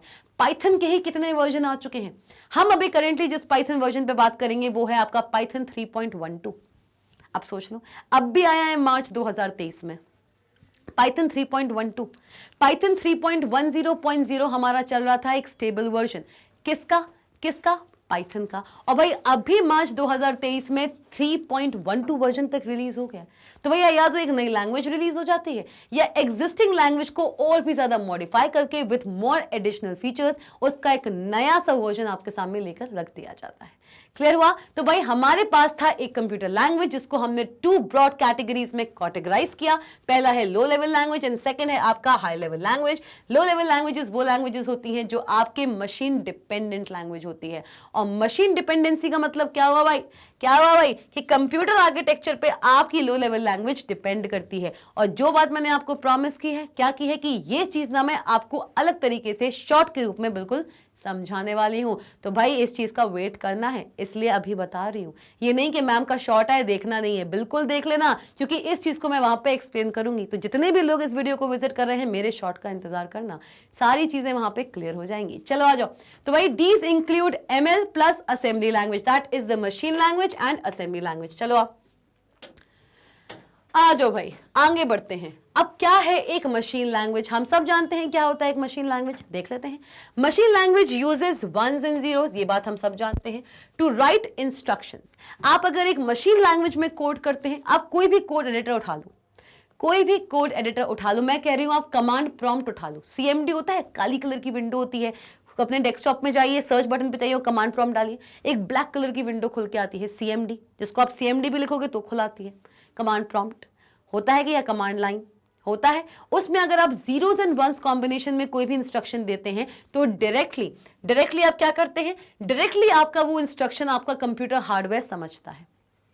बिल्कुल सही बात है। आप जब मशीन लैंग्वेज में मतलब जीरोस एंड वंस के फॉर्मेट में कोई भी इंस्ट्रक्शन राइट करते हैं, 0-1 के फॉर्म में कोई भी इंस्ट्रक्शन जब आप राइट करते हैं, वो इंस्ट्रक्शन डायरेक्टली आपका कंप्यूटर हार्डवेयर समझता है, मतलब बीच में आपको किसी भी ट्रांसलेटर की जरूरत नहीं है जब आप मशीन लैंग्वेज में कोड करते हैं। और बिल्कुल कर सकते हैं आप मशीन लैंग्वेज में कोड। कौन कहता है कि सिर्फ आपको हाई लेवल लैंग्वेज ही आना चाहिए? अगर आपको मशीन लैंग्वेज आती है तो उससे बेहतर कुछ नहीं होगा। एक नॉर्मल ह्यूमन बीइंग के लिए मशीन लैंग्वेज को याद करना, उसका हर एक इंस्ट्रक्शन याद रखना पॉसिबल नहीं है। लेकिन अगर आपको मैक्सिमम इंस्ट्रक्शंस याद है मशीन कोड में, तो आप चाहें तो डायरेक्टली कमांड प्रॉम्प्ट पर जाके अपने उन जीरोस एंड वंस के कॉम्बिनेशंस को दे सकते हैं और डायरेक्टली अपने इंस्ट्रक्शन को समझा सकते हैं एक कंप्यूटर सिस्टम को। क्लियर हो गया? चलिए आइए आगे बढ़े। आ जाओ भाई, बहुत इंटरेस्टिंग टॉपिक चल रहा है, मेरे ख्याल से तो मेरा सबसे बेस्ट टॉपिक्स में से एक टॉपिक है। बहुत इंटरेस्टिंग टॉपिक है। आ जाओ। Writing a code in machine language is difficult. अब भाई ये चीज तो हम सब जानते हैं कि मशीन लैंग्वेज में कोड लिखना अपने आप में ही एक चैलेंज है भाई, बहुत बड़ा चैलेंज है, छोटा मोटा चैलेंज नहीं है, क्योंकि इतने सारे इंस्ट्रक्शंस कैसे याद रखोगे, बार बार वही बात आ रही है। भैया याद है, कर लो यूज, कोई दिक्कत नहीं, डायरेक्टली समझा दो कंप्यूटर सिस्टम को, कोई टेंशन नहीं। लेकिन लिखना एक मशीन कोड बहुत ही डिफिकल्ट होता है भाई। याद ही नहीं होगा तो लिखोगे क्या, याद ही नहीं होगा तो भैया लिखोगे क्या। तो क्या किया है, one has to remember all operation codes and machine addresses. क्यों भाई, ऐसा क्यों? क्योंकि मशीन कोड जब आप लिखते हो ना, तो कुछ होते हैं आपके ऑपरेशन कोड्स और कुछ होते हैं आपके मशीन एड्रेसेस। क्या होते हैं? Machine addresses. तो मतलब जब भी किसी भी 0 और 1 के कॉम्बिनेशन को याद करते हो ना, तो वो सिर्फ और सिर्फ 0 और 1 का कॉम्बिनेशन नहीं होता, उसमें होते हैं बहुत सारे ऑपरेशन कोड्स और आपको याद रखने पड़ते हैं बहुत सारे मेमोरी एड्रेसेस। ओके तो भैया क्या बोला मैंने बोला है मेमोरी एड्रेसेस। भाई मैम तो यहाँ तो मशीन एड्रेस लिखा हुआ है, यहाँ पे तो मशीन एड्रेस लिखा हुआ है, आप मेमोरी एड्रेस क्यों बोल रहे हो? क्योंकि भाई अगर मशीन लैंग्वेज में भी कोड कर रहे हो तो कर तो 1 और 0 के फॉर्म में ही रहे हो ना, और 1 और 0 के फॉर्म में कोड करोगे, आपका इंस्ट्रक्शन ही बना रहे हो ना, प्रोग्राम ही बना रहे हो ना, बना रहे हो कि नहीं बना रहे हो। और भाई जब प्रोग्राम बनता है, एक इंस्ट्रक्शन बनता है, तो वो सबसे पहले जाके कहां पे स्टोर होता है? आपकी मेन मेमोरी में। तो भाई चाहे किसी लैंग्वेज में भी कोड कर लोगे, आएगा वो कोड आपका मेन मेमोरी के अंदर। तो भाई एक मशीन कोड में आपको याद रखने पड़ते हैं बहुत सारे operation codes as well as machine addresses भी। मशीन एड्रेसेस कह लीजिए या कह लीजिए आप मेमोरी एड्रेसेस। क्या कहेंगे भाई? मेमोरी एड्रेसेस, कि आपका इंस्ट्रक्शन मेमोरी के किस एड्रेस पे जाके स्टोर हो रहा है, ये भी आपको याद रखना पड़ेगा अगर आप मशीन कोड में इंस्ट्रक्शंस दे रहे हो, मशीन कोड में प्रोग्राम्स बना रहे हो। चलिए भाई इतना चीजें याद रख पाओगे? बताओ। Difficulty in finding the errors and bugs in the machine code. Machine code में अगर कोई भी आपने एरर कर दिया, हम सब ह्यूमंस हैं, मशीन तो है नहीं, हम कोई भी मशीन कोड में अगर कोई भी प्रोग्राम बनाते हैं, उसमें अगर मैंने कोई भी एरर कर दिया, कोई भी बग अगर क्रिएट हो गया है, तो उस बग को फाइंड आउट करना, उस पर्टिकुलर बग को फाइंड आउट करना, लोकेट करना मशीन कोड में बहुत ही डिफिकल्ट होता है। ठीक है, to simplify this difficulty assembly language was developed. और भैया पहले तो केवल और केवल मशीन लैंग्वेज थी स्टार्टिंग में, ना ही हाई लेवल लैंग्वेज का कोई कॉन्सेप्ट था और ना ही किसी को ये पता था कि हाई लेवल लैंग्वेज में कैसे कोड करते हैं। तो भाई इस मशीन लैंग्वेज की इस डिफिकल्टी को, कि भाई अगर मैं मशीन लैंग्वेज में कोड कर रही हूं, पंच कार्ड्स पे जो डेटा आता था वो मशीन कोड में ही आता था फर्स्ट जनरेशन में, तभी इतना टाइम लगता था एक पर्टिकुलर कंप्यूटर लैंग्वेज को उस पर्टिकुलर इंस्ट्रक्शन को एग्जीक्यूट करने में एंड रेगुलेट करने में। तो भैया पंच कार्ड पे आपका इनपुट आया है मशीन कोड में, वो गया आपके सिस्टम के अंदर, आपके सिस्टम के अंदर जैसे ही पंच कार्ड का कोड गया है, उसने लिया टाइम, अच्छे से टाइम लिया, डायरेक्टली इंटरेक्शन हो रहा है हार्डवेयर से, डायरेक्टली वो उसको एग्जीक्यूट कर रहा है, किसी ट्रांसलेटर की जरूरत ही नहीं। लेकिन मशीन कोड की इन फ्लॉज को देखते हुए, इसकी इतनी डिफिकल्टी लेवल को देखते हुए कि भैया उसमें हमको ऑपरेशन कोड्स भी याद रखना होता है, हमको उन मेमोरी के एड्रेसेस को भी याद रखना पड़ता है जहां पे मेरा इंस्ट्रक्शन जाके मेन मेमोरी में स्टोर होगा। और देख लो, और तो और इतना ही नहीं, अगर मैंने मशीन कोड में कोई भी गलती कर दी, हम सब ह्यूमन बीइंग्स हैं, we are prone to make mistakes, तो उस गलती को लोकेट करना, भाई सही करना तो बहुत दूर की बात है, उस गलती को फाइंड आउट करना ही बहुत डिफिकल्ट होता है मशीन कोड के अंदर। तो इन सारी डिफिकल्टीज को रिकॉग्नाइज करते हुए एक नई लैंग्वेज का इन्वेंशन हुआ, और वो नई लैंग्वेज है आपकी कौन सी? वो नई लैंग्वेज है आपकी असेंबली लैंग्वेज। तो अब हम पढ़ने वाले हैं असेंबली लैंग्वेज के बारे में। ओके तो हम बात करने वाले हैं अब असेंबली लैंग्वेज के बारे में। तो भाई इससे पहले कि हम असेंबली लैंग्वेज में आगे बढ़ें, कुछ डिफिकल्टीज जो हमने अभी जस्ट डिस्कस की है मशीन लैंग्वेज की, वो एक बार फिर से देख लेते हैं। वर्बली ही देख रहे हैं, डोंट वरी, फिर से मैं पूरा कंटेंट आपके सामने लेकर नहीं आ रही हूं मशीन लैंग्वेज पे। मशीन लैंग्वेज का सबसे बड़ा ड्रॉबैक है या जो फॉल बैक है वो क्या है कि भाई मशीन लैंग्वेज में होते हैं बहुत सारे जीरोस एंड वंस के कॉम्बिनेशंस, और हम बीइंग अ यूजर दे सकते हैं trillions and billions of instructions to a computer system. एक कंप्यूटर सिस्टम को मैं बहुत सारे इंस्ट्रक्शंस अलग अलग फॉर्मेट में दे सकती हूं, तो हर एक इंस्ट्रक्शन का इक्विवेलेंट 0 एंड 1 का कॉम्बिनेशन याद रखना क्या पॉसिबल है? एंड पॉसिबल तो छोड़ दो भाई, क्या ये चीज फीजिबल है? पहली चीज।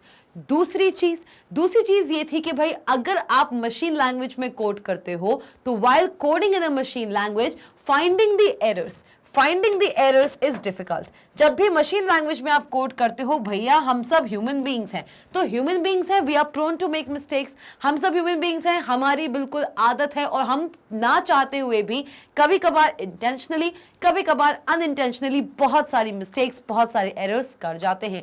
एंड दैट टू एक ऐसी लैंग्वेज में जहां पे millions and trillions of instructions का इक्विवेलेंट जीरोस एंड वंस का कॉम्बिनेशन याद रखना हो, तो भाई मिस्टेक्स होना तो बनता है। तो ऐसे सिनारियो में मशीन कोड में अगर आप कोई भी मिस्टेक करते हो, कोई भी बग है, कोई भी एरर है आपके मशीन कोड में, तो भाई उस एरर को लोकेट करना, रेक्टिफाई करना तो बहुत दूर की बात है, उसको रिजॉल्व करना तो बहुत दूर की बात है। इस पूरे मशीन कोड प्रोग्राम में एक पर्टिकुलर एरर को लोकेट करना ही बहुत डिफिकल्ट टास्क होता है। और भाई हमारा जो एरर है, जो बग है, ये तो होना लाजमी है। क्यों? क्योंकि मैंने आपको भी क्या बताया कि 0 एंड 1 के कॉम्बिनेशन है, और कितने ही याद रखोगे, तो भैया maximum of your machine code instructions आपके बग से भरे होने वाले हैं। तो मैम ये बग नाम की चीज क्या है? मैम ये बग नाम की चीज क्या है? आप बार बार बोल रहे हो। तो भाई कंप्यूटर सिस्टम के अंदर कोई भी एरर अगर होता है, Any error in a computer system is termed as a bug। एक कंप्यूटर सिस्टम के अंदर किसी भी एरर को आप एक बग कहते हो। क्या कहते हो? बग्स कहते हो। कहीं और एरर को बग नहीं कहा जाता है। किसी अदर सब्जेक्ट में या किसी अदर टेक्नोलॉजी में, सिनेरियो में अगर आप बग नाम सुन लो तो इसका मतलब हमेशा एरर ही नहीं होगा। कंप्यूटर के अंदर, सिर्फ और सिर्फ कंप्यूटर के अंदर जो एरर होता है उसको हम बग कहते हैं। तो भाई मशीन लैंग्वेज इतनी सारी डिफिकल्टीज के साथ आया था। अब भाई अगर मैं एक इन्वेंटर हूं, मैंने एक कंप्यूटर सिस्टम डिजाइन किया है, उसको इन्वेंट किया है, तो मेरा सोल पर्पस क्या था? मेरा सोल पर्पस यही था कि मैं इस कंप्यूटर सिस्टम से कुछ काम करवाना चाहती हूं। अब जब लैंग्वेज का ही दिक्कत है, वो कुछ और समझता है, मैं कुछ और समझती हूं, और उसकी लैंग्वेज मैं अब याद नहीं करना चाहती, ना उसको मैं सीखना चाहती हूं। क्यों? क्योंकि जो लैंग्वेज कंप्यूटर सिस्टम को आती है वो अपने साथ ये सारी की सारी डिफिकल्टीज ला रही है। और जब इतनी डिफिकल्टीज मुझे फेस करनी पड़ेगी, तो मेरा कंप्यूटर सिस्टम इन्वेंट करने का फायदा क्या हुआ, जब मैं उस कंप्यूटर सिस्टम की लैंग्वेज को सीखना ही पसंद नहीं कर रही हूं? क्यों? क्योंकि उस पर्टिकुलर लैंग्वेज में है ये सारी की सारी डिफिकल्टीज जो मुझे बहुत प्रॉब्लमैटिक होने वाली हैं। राइट? तो ऐसे सिनेरियो में हम ह्यूमन बीइंग्स हैं, हम जब कंप्यूटर सिस्टम डेवलप कर सकते हैं, तो उसकी इस प्रॉब्लम से डील करने के लिए हमने एक अलग कंप्यूटर लैंग्वेज भी डेवलप कर दी, जिसका नाम था assembly language. To simplify this difficulty, assembly language was developed. अब क्या होती है ये असेंबली लैंग्वेज? चलिए देखें। Allowed usage of English like words, मतलब असेंबली लैंग्वेज वो सबसे पहली लैंग्वेज थी। असेंबली लैंग्वेज वो सबसे पहली लैंग्वेज थी जहां पे आपने प्रोग्रामिंग इंग्लिश लैंग्वेज में करना शुरू करी।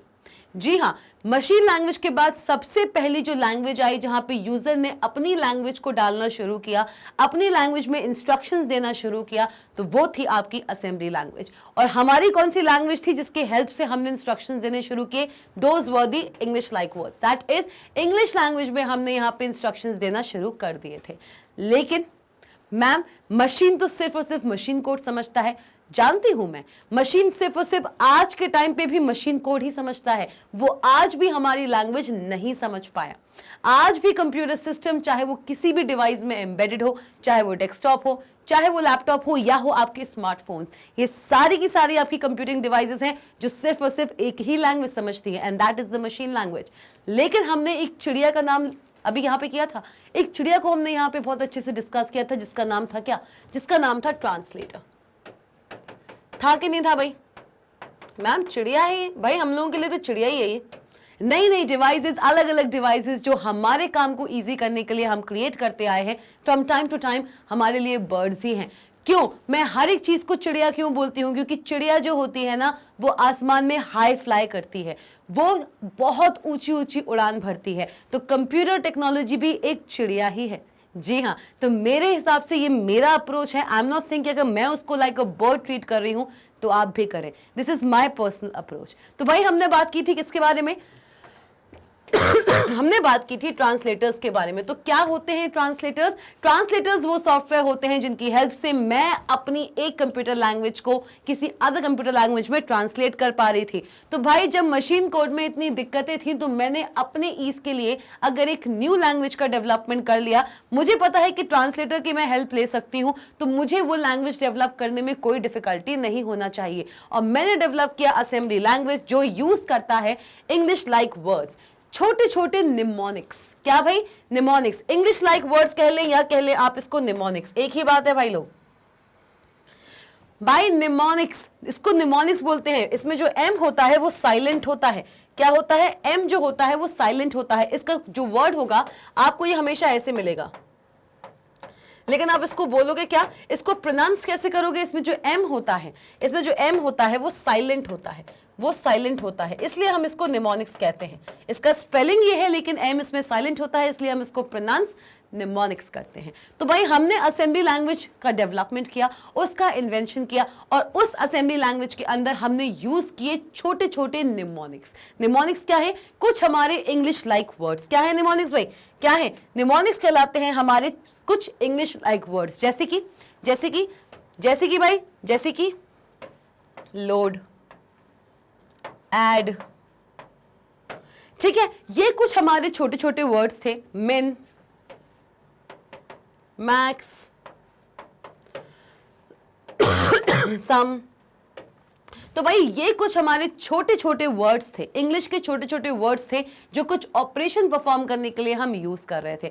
मतलब कि अगर मैं मशीन कोड में एक इंस्ट्रक्शन देना चाहती हूं, मैं ये इंस्ट्रक्शन देना चाहती हूं, I want to give this instruction in machine code. मैं कहने को अभी तो इसका इक्विवेलेंट मशीन कोड नहीं जानती हूं, लेकिन सपोज कर रही हूं कि मैं 2+3 करना चाहती हूं, मैं करना चाहती हूं 2+3, और इस इंस्ट्रक्शन को मैं देना चाहती हूं मशीन कोड में। तो मैं कैसे दूंगी?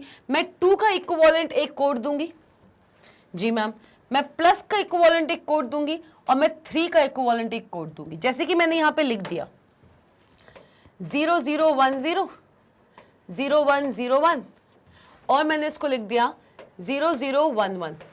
भाई तीन चीजें हैं कि नहीं? जल्दी बता दो भाई। हाँ जी भाई, तो हम क्या कर रहे थे? हम एक इंस्ट्रक्शन देख रहे थे। जी हाँ, तो ये इंस्ट्रक्शन है हमारा 2+3। ठीक है मैम, 2+3, 2 को कुछ हम ऐसे लिखेंगे, प्लस को हम कुछ ऐसे लिखेंगे। अब इसका मैं श्योर नहीं हूं, प्लस का मैं बिल्कुल श्योर नहीं हूं, क्योंकि ये ना चेंज भी हो सकता है, ये कोई और कॉम्बिनेशन भी हो सकता है, क्योंकि मुझे प्लस का याद नहीं है। लेकिन 2 का यही बाइनरी कॉम्बिनेशन होता है और 3 का यही बाइनरी कॉम्बिनेशन होता है। ठीक है, तो भाई ये थे हमारे 3 कॉम्बिनेशन। अब अगर 2+3 भी देना है तो 2+3 भी मुझे कुछ इस फॉर्मेट में देना पड़ेगा, इस इंस्ट्रक्शन को भी मुझे इस फॉर्मेट में देना पड़ेगा। ये था आपका मशीन कोड। क्या था भाई? ये क्या है? ये है आपका writing the instructions in machine language. Machine code में जब आप इंस्ट्रक्शंस लिखते हैं तो कुछ इस तरीके से लिखते हैं। मशीन कोड में जब आप इंस्ट्रक्शंस लिखते हैं तो कुछ इस तरीके से लिखते हैं। ठीक है मैम, ठीक है मैम। तो भाई असेंबली लैंग्वेज में ऐसा क्या नया है? मैम मशीन कोड तो आप मुझे बता चुके हैं, और बहुत बार इस इंस्ट्रक्शन को हम मशीन लैंग्वेज में लिख भी चुके हैं। अगर आपको प्रीवियस वीडियोस याद है तो हम बहुत बार एग्जाम्पल के रूप में किसी एक इंस्ट्रक्शन को ऐसे मशीन कोड में रिप्रेजेंट कर चुके हैं। तो भाई इसी इंस्ट्रक्शन को अगर आप असेंबली लैंग्वेज में लिखने की कोशिश करते, that is the assembly code. क्या बोलोगे भाई? क्या बोलोगे? असेंबली लैंग्वेज में अगर यही वाला इंस्ट्रक्शन आप लिखने की कोशिश करते तो आप पता कैसे लिखते इसको? पता आपको? भाई ऐसे लिखते कुछ। किस तरीके से? देख लो भाई, किस तरीके से? ऐड। ठीक है मैम, ऐड कर दो भाई 2,3। कुछ इस तरीके से आप अपना इंस्ट्रक्शन देते। मतलब कि आपने क्या किया? आपने यहां पे इंस्ट्रक्शन तो दे दिया, लेकिन इंस्ट्रक्शन देने के लिए आपने यहां पे इंग्लिश लाइक कुछ लेटर्स का यूज किया है, और ये जो लेटर्स आपको देखने को मिल रहे हैं that is a single word. Add नाम का एक वर्ड आपने यहां पे इस्तेमाल किया है, और ये जो ऐड है ना, ये जो ऐड है, यही ऐड जो है वो है आपका निमोनिक। क्या है भाई? यही ऐड जो है वो है आपका निमोनिक। क्लियर हुआ? एक और एग्जाम्पल देख लें इसका, एक और एग्जाम्पल देख लें भाई। एक और हमारा इंस्ट्रक्शन हम देख लेते हैं, लोड। एसी, ये भी एक हमारा इंस्ट्रक्शन है। एसी हमारा एक एक्यूमुलेटर होता है। एसी क्या होता है ये आपको जानने की जरूरत नहीं है, बस इतना समझ लो कि एसी एक टाइप का रजिस्टर होता है कंप्यूटर के सेंट्रल प्रोसेसिंग यूनिट के अंदर। सीपीयू के अंदर बहुत सारे रजिस्टर्स होते थे, याद है, बहुत सारे रजिस्टर्स, अलग अलग रजिस्टर्स, अलग अलग काम को करने के लिए हम स्पेसिफिकली वहां पे स्टोर करते हैं।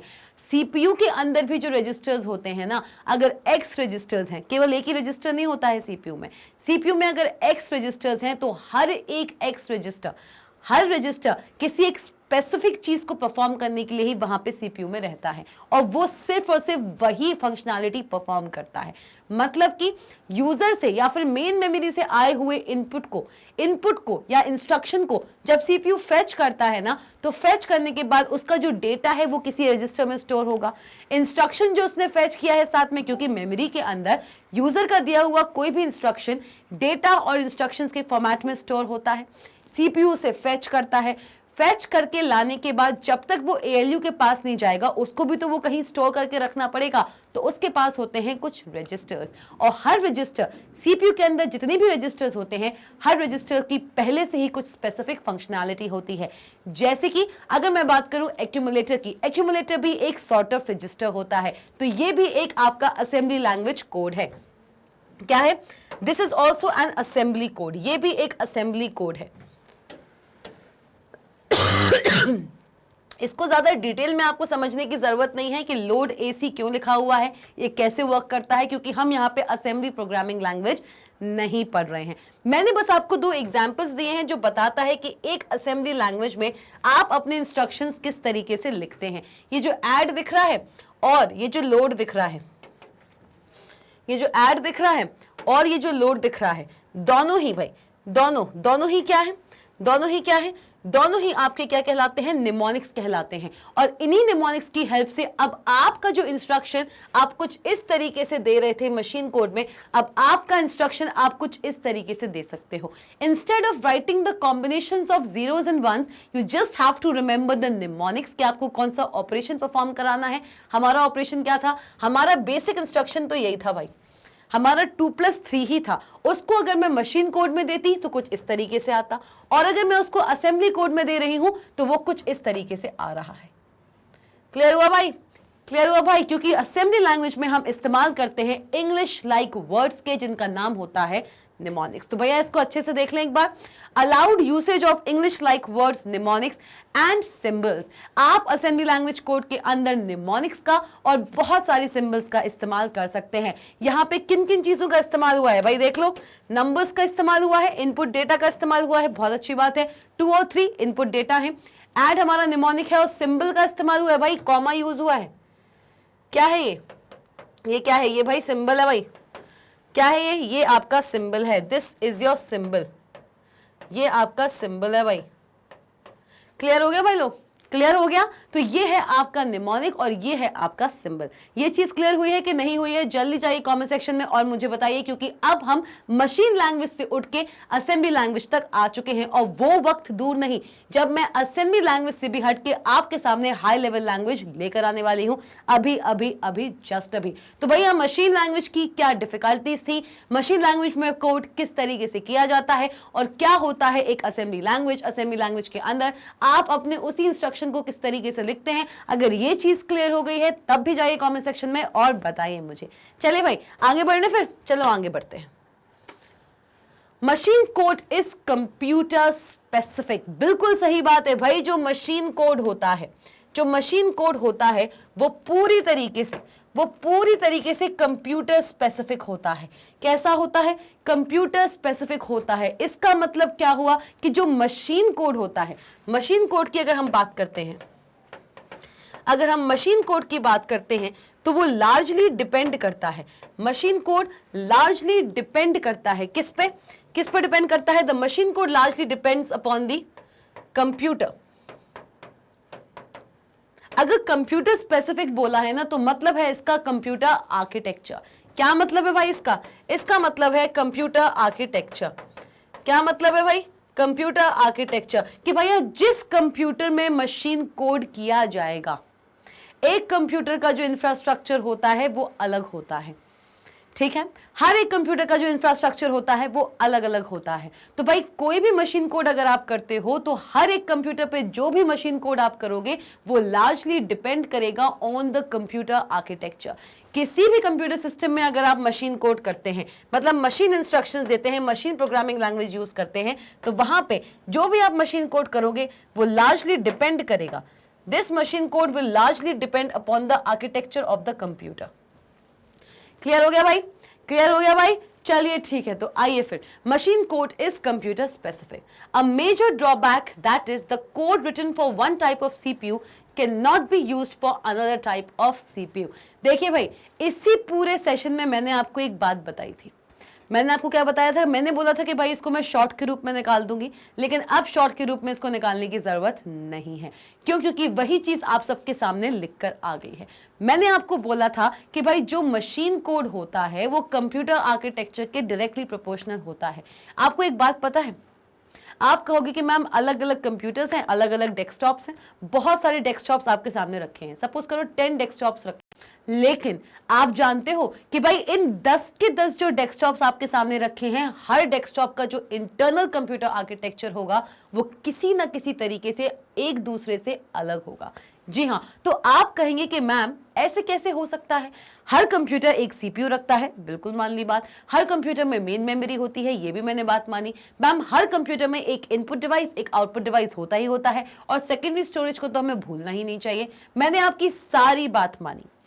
10 डेस्कटॉप्स हैं, मैं कह रही हूं 10 के 10 डेस्कटॉप्स एक ही कंपनी के हैं, लेकिन 10 के 10 डेस्कटॉप्स का जो इंटरनल कंप्यूटर आर्किटेक्चर होता है वो एक दूसरे से कहीं ना कहीं किसी ना किसी तरीके से थोड़ा बहुत ही सही पर अलग होता है। कैसे अलग हो सकता है?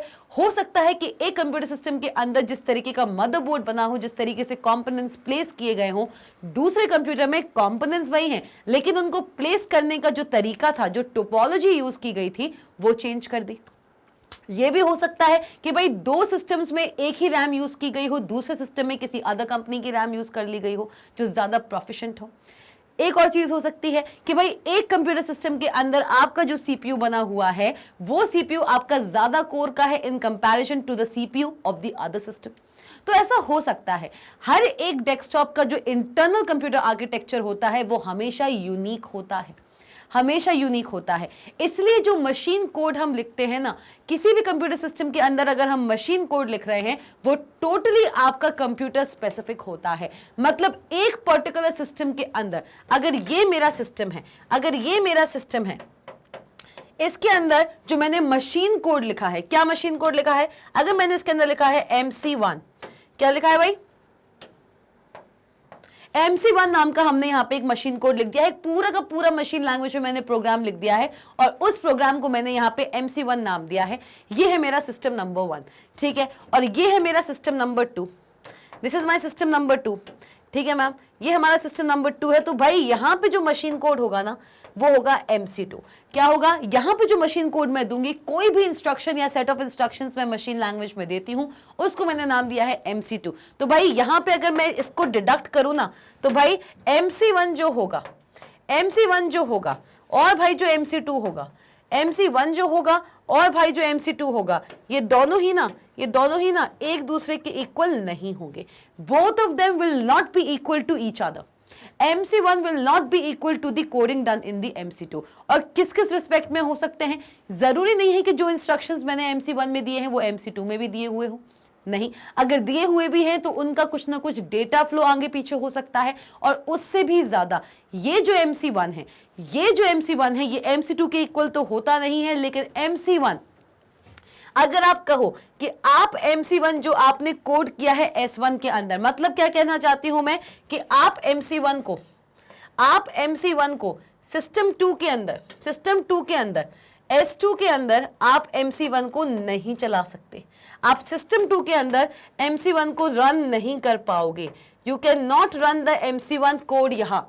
किसमें? सिस्टम 2 में। मतलब कि आप जिस पर्टिकुलर सिस्टम के अंदर एक मशीन इंस्ट्रक्शन बनाते हो, एक सिस्टम के अंदर जहां पे आप मशीन लैंग्वेज में कोई प्रोग्राम लिखते हो, वो प्रोग्राम सिर्फ और सिर्फ उसी सिस्टम में चल सकता है, किसी अदर सिस्टम में वो रन नहीं करेगा, क्योंकि different different systems have different different architecture, और जिस सिस्टम पे बेस्ड करके आपने उस पर्टिकुलर सिस्टम की कॉन्फ़िगरेशन को याद रख के जो मशीन लैंग्वेज प्रोग्राम लिखा है वो सिर्फ और सिर्फ उसी सिस्टम पे ही रन हो सकता है, किसी अदर सिस्टम में नहीं हो सकता, क्योंकि अदर सिस्टम का जो इंटरनल कॉन्फ़िगरेशन है वो चेंज हो सकता है, क्योंकि हर कंप्यूटर सिस्टम का अपना इंटरनल आर्किटेक्चर जो होता है वो यूनिक होता है इन इट्स ओन वे। तो मतलब सिर्फ इतना सा है कि अगर सिस्टम 1 का जो मशीन कोड प्रोग्राम है अगर वो MC1 है तो वो सिस्टम 2 में रन नहीं हो सकता, और सिस्टम 2 का जो MC2 प्रोग्राम है वो आपका सिस्टम 1 में रन नहीं हो सकता।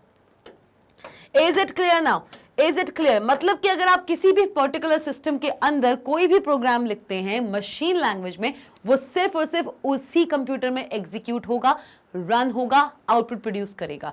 तो मतलब क्या है इस बात का भाई? तो मतलब सिंपल सिंपल सिर्फ इतना सा है भाई लोग, सिंपल सा इतनी सी बात है भाई कि जब मशीन कोड लार्जली डिपेंड करता है किस पे?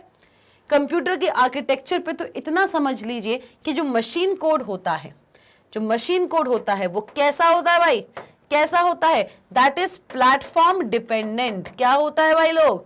मशीन कोड हमेशा प्लेटफॉर्म डिपेंडेंट होता है कि भाई जिस पर्टिकुलर प्लेटफॉर्म पे ये डिजाइन किया गया, और आप सब जानते हैं कि प्लेटफॉर्म क्या है, मैं पहले ही बता चुकी हूं। अगर आपने मेरे प्रीवियस सेशंस नहीं देखे हैं तो अभी आपको ये प्लेटफॉर्म समझ नहीं आया होगा, लेकिन अगर आपने मेरे प्रीवियस सेशंस इतने ही फोकस्ड और डेडिकेशन तरीके से देखे, डेडिकेटेड तरीके से देखे हैं, तो आप सब जानते हैं कि प्लेटफॉर्म क्या होता है। भाई प्लेटफॉर्म क्या होता है भाई? जल्दी बता दो कमेंट सेक्शन में भाई, चलिए जल्दी जल्दी से।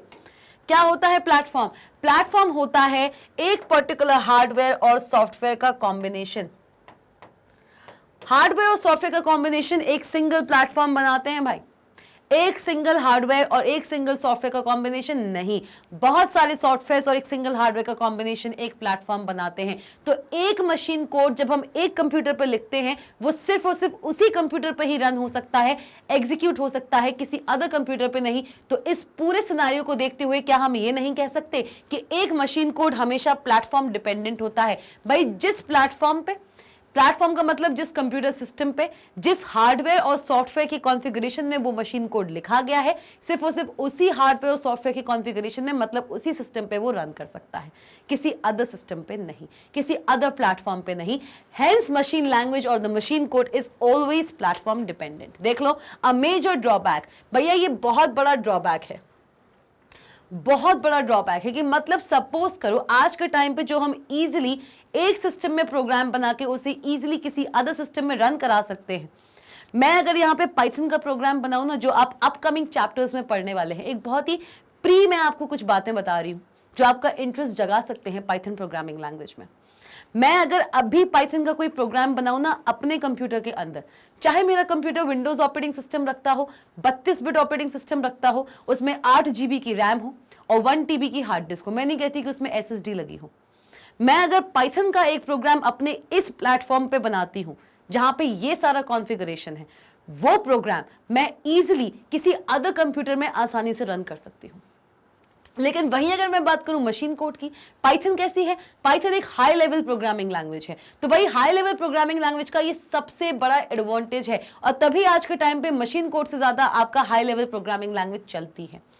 जी हाँ, क्योंकि हाई लेवल प्रोग्रामिंग लैंग्वेज कभी भी प्लेटफॉर्म डिपेंडेंट नहीं होती, it is always platform independent, but the machine code is always platform dependent. भाई अगर मैंने इस पर्टिकुलर कॉन्फ़िगरेशन पे जो मैंने आपको बताया कि भाई मेरे पास जो सिस्टम है उसकी इंटरनल कुछ सर्किटरी है, कुछ आर्किटेक्चर है, प्लस उसमें क्या है, उसमें विंडोज ऑपरेटिंग सिस्टम डला हुआ है, 8 GB रैम है, इतना इतना 1 TB हार्ड डिस्क है, सब कुछ है, और इस प्लेटफॉर्म पे अगर मैंने कोई मशीन इंस्ट्रक्शन लिखा होता, कोई मशीन प्रोग्राम लिखा होता, तो क्या होता, मेरा वही प्रोग्राम सिर्फ और सिर्फ उसी इंस्ट्रक्शन पे या उसी कंप्यूटर पे एग्जीक्यूट हो सकता था, किसी अदर कंप्यूटर पे ले जाके मैं उसको एग्जीक्यूट कर ही नहीं पाती। क्यों? क्योंकि मशीन कोड प्लेटफॉर्म डिपेंडेंट होता है। अब क्लियर हुआ? अब क्लियर हुआ भाई? अभी भी अगर क्लियर नहीं हुआ है तो आप सबको पता है आपको क्या करना है, जाइए कमेंट सेक्शन में और बताइए मुझे। चलिए, one major drawback that is the code written for one type of CPU। मतलब जो भी कोड आप एक तरीके के CPU के लिए लिखते हो, CPU समझ लो इसको या फिर हार्डवेयर समझ लो, पूरा एक ही बात है भाई।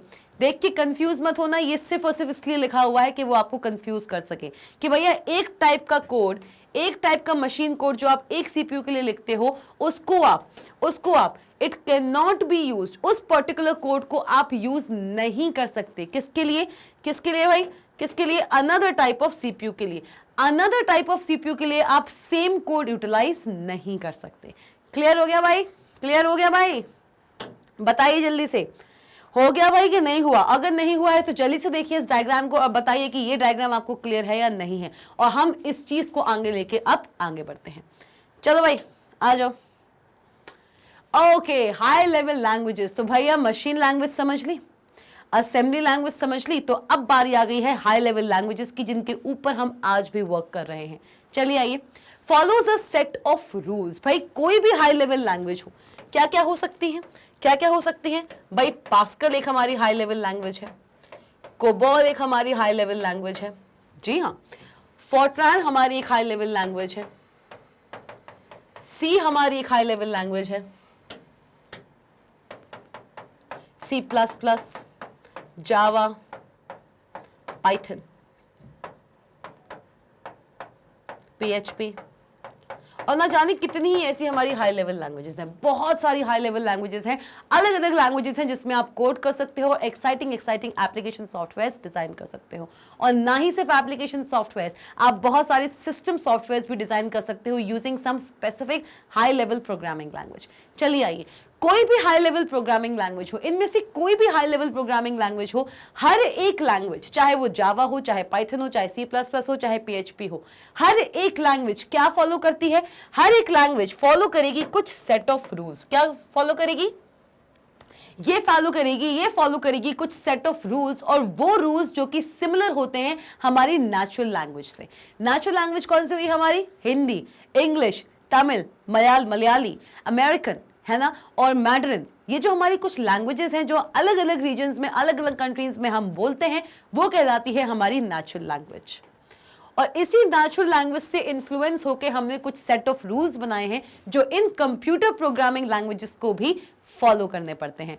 हमारे नेचुरल लैंग्वेजेस के जो रूल्स हैं उन्हीं को थोड़ा सा अपडेट करके हमने हाई लेवल लैंग्वेज में जितनी भी प्रोग्रामिंग लैंग्वेजेस बनती हैं उनके लिए कुछ सेट ऑफ रूल्स डिजाइन किए हैं जो इन हर एक लैंग्वेज को फॉलो करना पड़ता है। क्लियर हुआ? So all these high level programming languages follow certain set of rules, and these rules are similar to the rules designed and defined for any natural language like English, Hindi, American. Clear?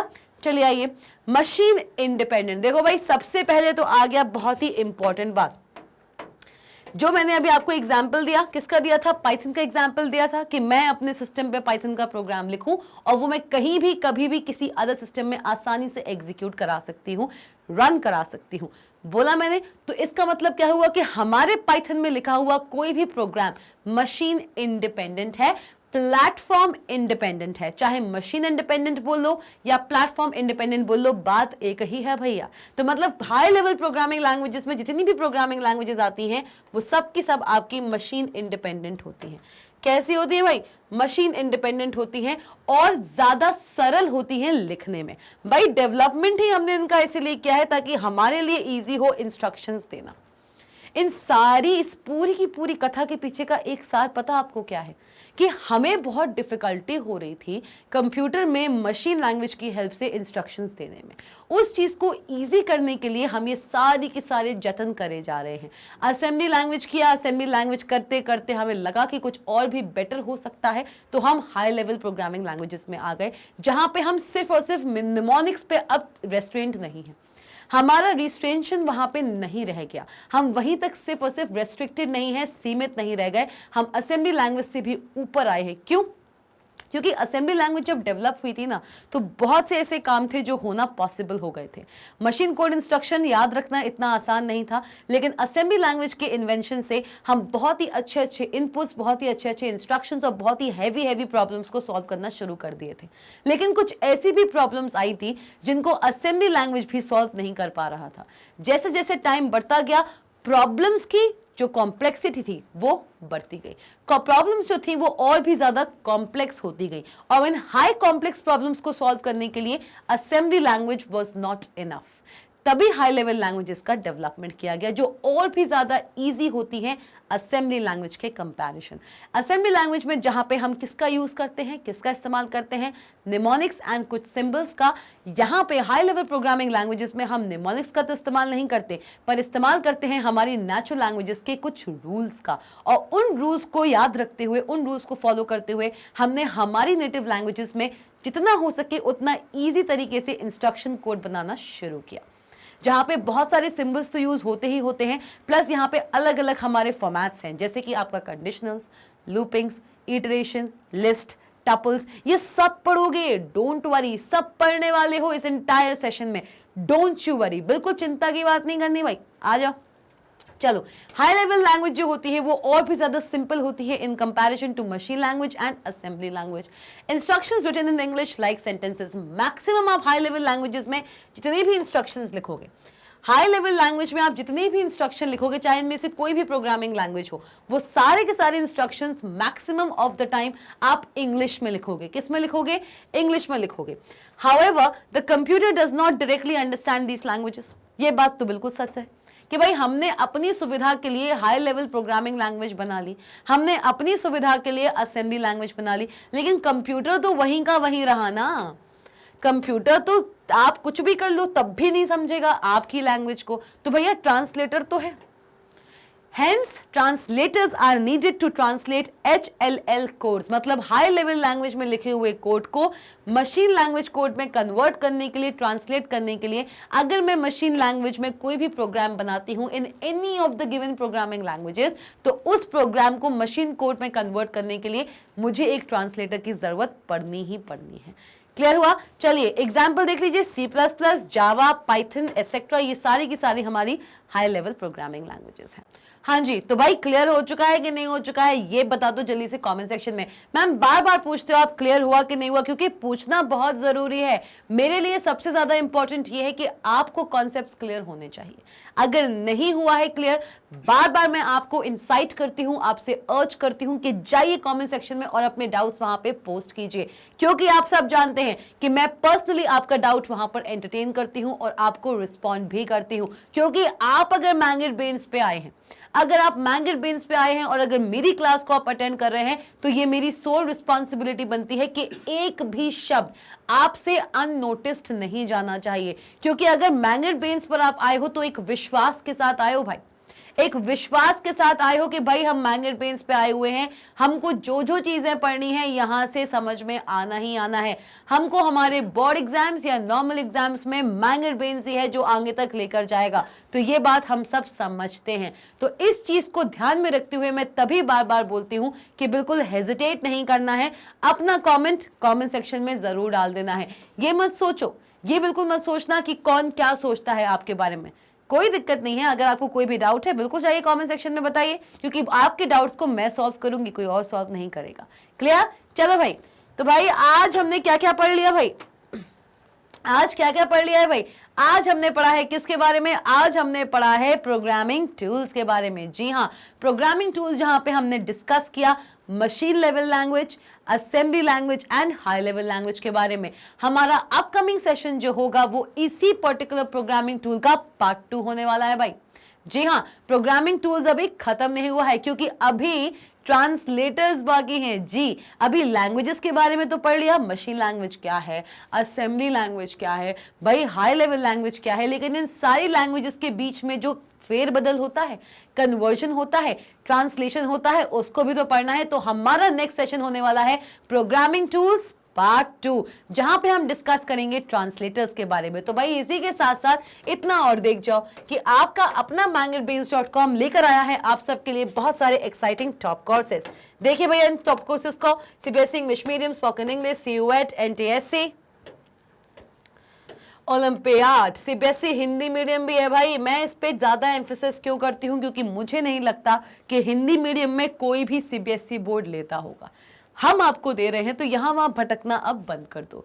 चलिए, UP board, Bihar board, MP board, और भाई इतना ही नहीं, e books and e notes भी मिलती हैं आपको। हर subject की ई बुक आपको यही मिलने वाली है, चाहे कोई भी सब्जेक्ट हो, कोई भी क्लास हो, क्लास केजी हो या हो आपकी क्लास 12, हर सब्जेक्ट की ई बुक आपको यही मिलेगी। और भाई मैम मिलेगी कहाँ से? या तो आप जा सकते हो mangerbrains.com पे, या पे इस वीडियो के डिस्क्रिप्शन बॉक्स पे भी जा सकते हो। भाई इस वीडियो के डिस्क्रिप्शन बॉक्स में जाइए और आपको मिलेंगे वो लिंक्स जिन पे क्लिक करके आप ई बुक्स को देख सकते हैं, एक्सप्लोर कर सकते हैं। और भाई रुक जाओ, इतना ही नहीं है, आपको हम प्रोवाइड कराते हैं ई नोट्स भी। पूरी बुक पढ़ने के पक्ष में मैं भी नहीं हूं। इतना कोर्स है, इतने सब्जेक्ट्स हैं, हर बुक पढ़ने बैठोगे पूरी पागल हो जाओगे। बिल्कुल सही बात है। आपको लगा होगा थोड़ा सा कि मैम ने पागल जैसा शब्द क्यों इस्तेमाल किया है, क्योंकि एंटायर बुक का हर एक चीज पढ़ना पॉसिबल नहीं है। सिर्फ आपको पढ़ना है कुछ important points in every chapter, जिसको पढ़ाने के लिए हम आपके सामने आए हुए हैं। तो भाई ई नोट्स भी मिलते हैं। कहते हो ना मैम नोट्स नहीं है, पीडीएफ्स नहीं है, बुक नहीं पढ़ना है, तो भाई कौन कहता है कि बुक पढ़ो? बुक पढ़ना अच्छी बात है, बुक को हमेशा पढ़ो, बुक को हमेशा रेफरेंस के रूप में पढ़ो, लेकिन हर एक चीज बुक में पढ़ना टाइम का वेस्टेज है। तो भैया हम आपको देते हैं ई नोट्स भी। इसी वीडियो के डिस्क्रिप्शन बॉक्स में आपको मिल जाएगा ई नोट का भी लिंक, जिस पे क्लिक करके आप डायरेक्टली जंप कर सकते हैं mangerbrains.com के उस वेब पेज पे, जहां पे आपको मिलेंगे बहुत सारे ई नोट्स। तो सोच क्या रहे हैं, जाइए जल्दी से और करिए, लेकिन जाते जाते 3 चीजें कर जाओ। भाई क्या करना है पता है ना? पता है ना क्या करना है? तो भैया फिर से बता देते हैं कि सबसे पहले तो सब्सक्राइब कीजिए मैंगरब्रेन्स के ऑफिशियल चैनल को, अगर अभी तक नहीं किया है तो। बेल आइकॉन दिख रहा है, उसको प्रेस ही तो करना है, ना ही टाइम खोटी होगा और ना ही एक्स्ट्रा चार्ज लगेगा। बेल आइकॉन को प्रेस कीजिए और बनिए मैंगरब्रेन्स की ऑफिशियल फैमिली का एक बहुत ही वैल्यूएबल पार्ट। लाइक कर दो भाई इस वीडियो को और बताओ कि ये वीडियो आपके लिए कितना इंटरेस्टिंग था। मेरे ख्याल से तो नया टॉपिक था और ये टॉपिक आपको बहुत अच्छी तरीके से समझ आया होगा। अगर नहीं आया है तो फिर से कह रही हूँ, कमेंट सेक्शन में जाइए और बताइए मुझे, और शेयर करना मत भूलना, शेयरिंग इज केयरिंग। मिलते हैं प्रोग्रामिंग टूल्स पार्ट 2 के साथ। Stay tuned.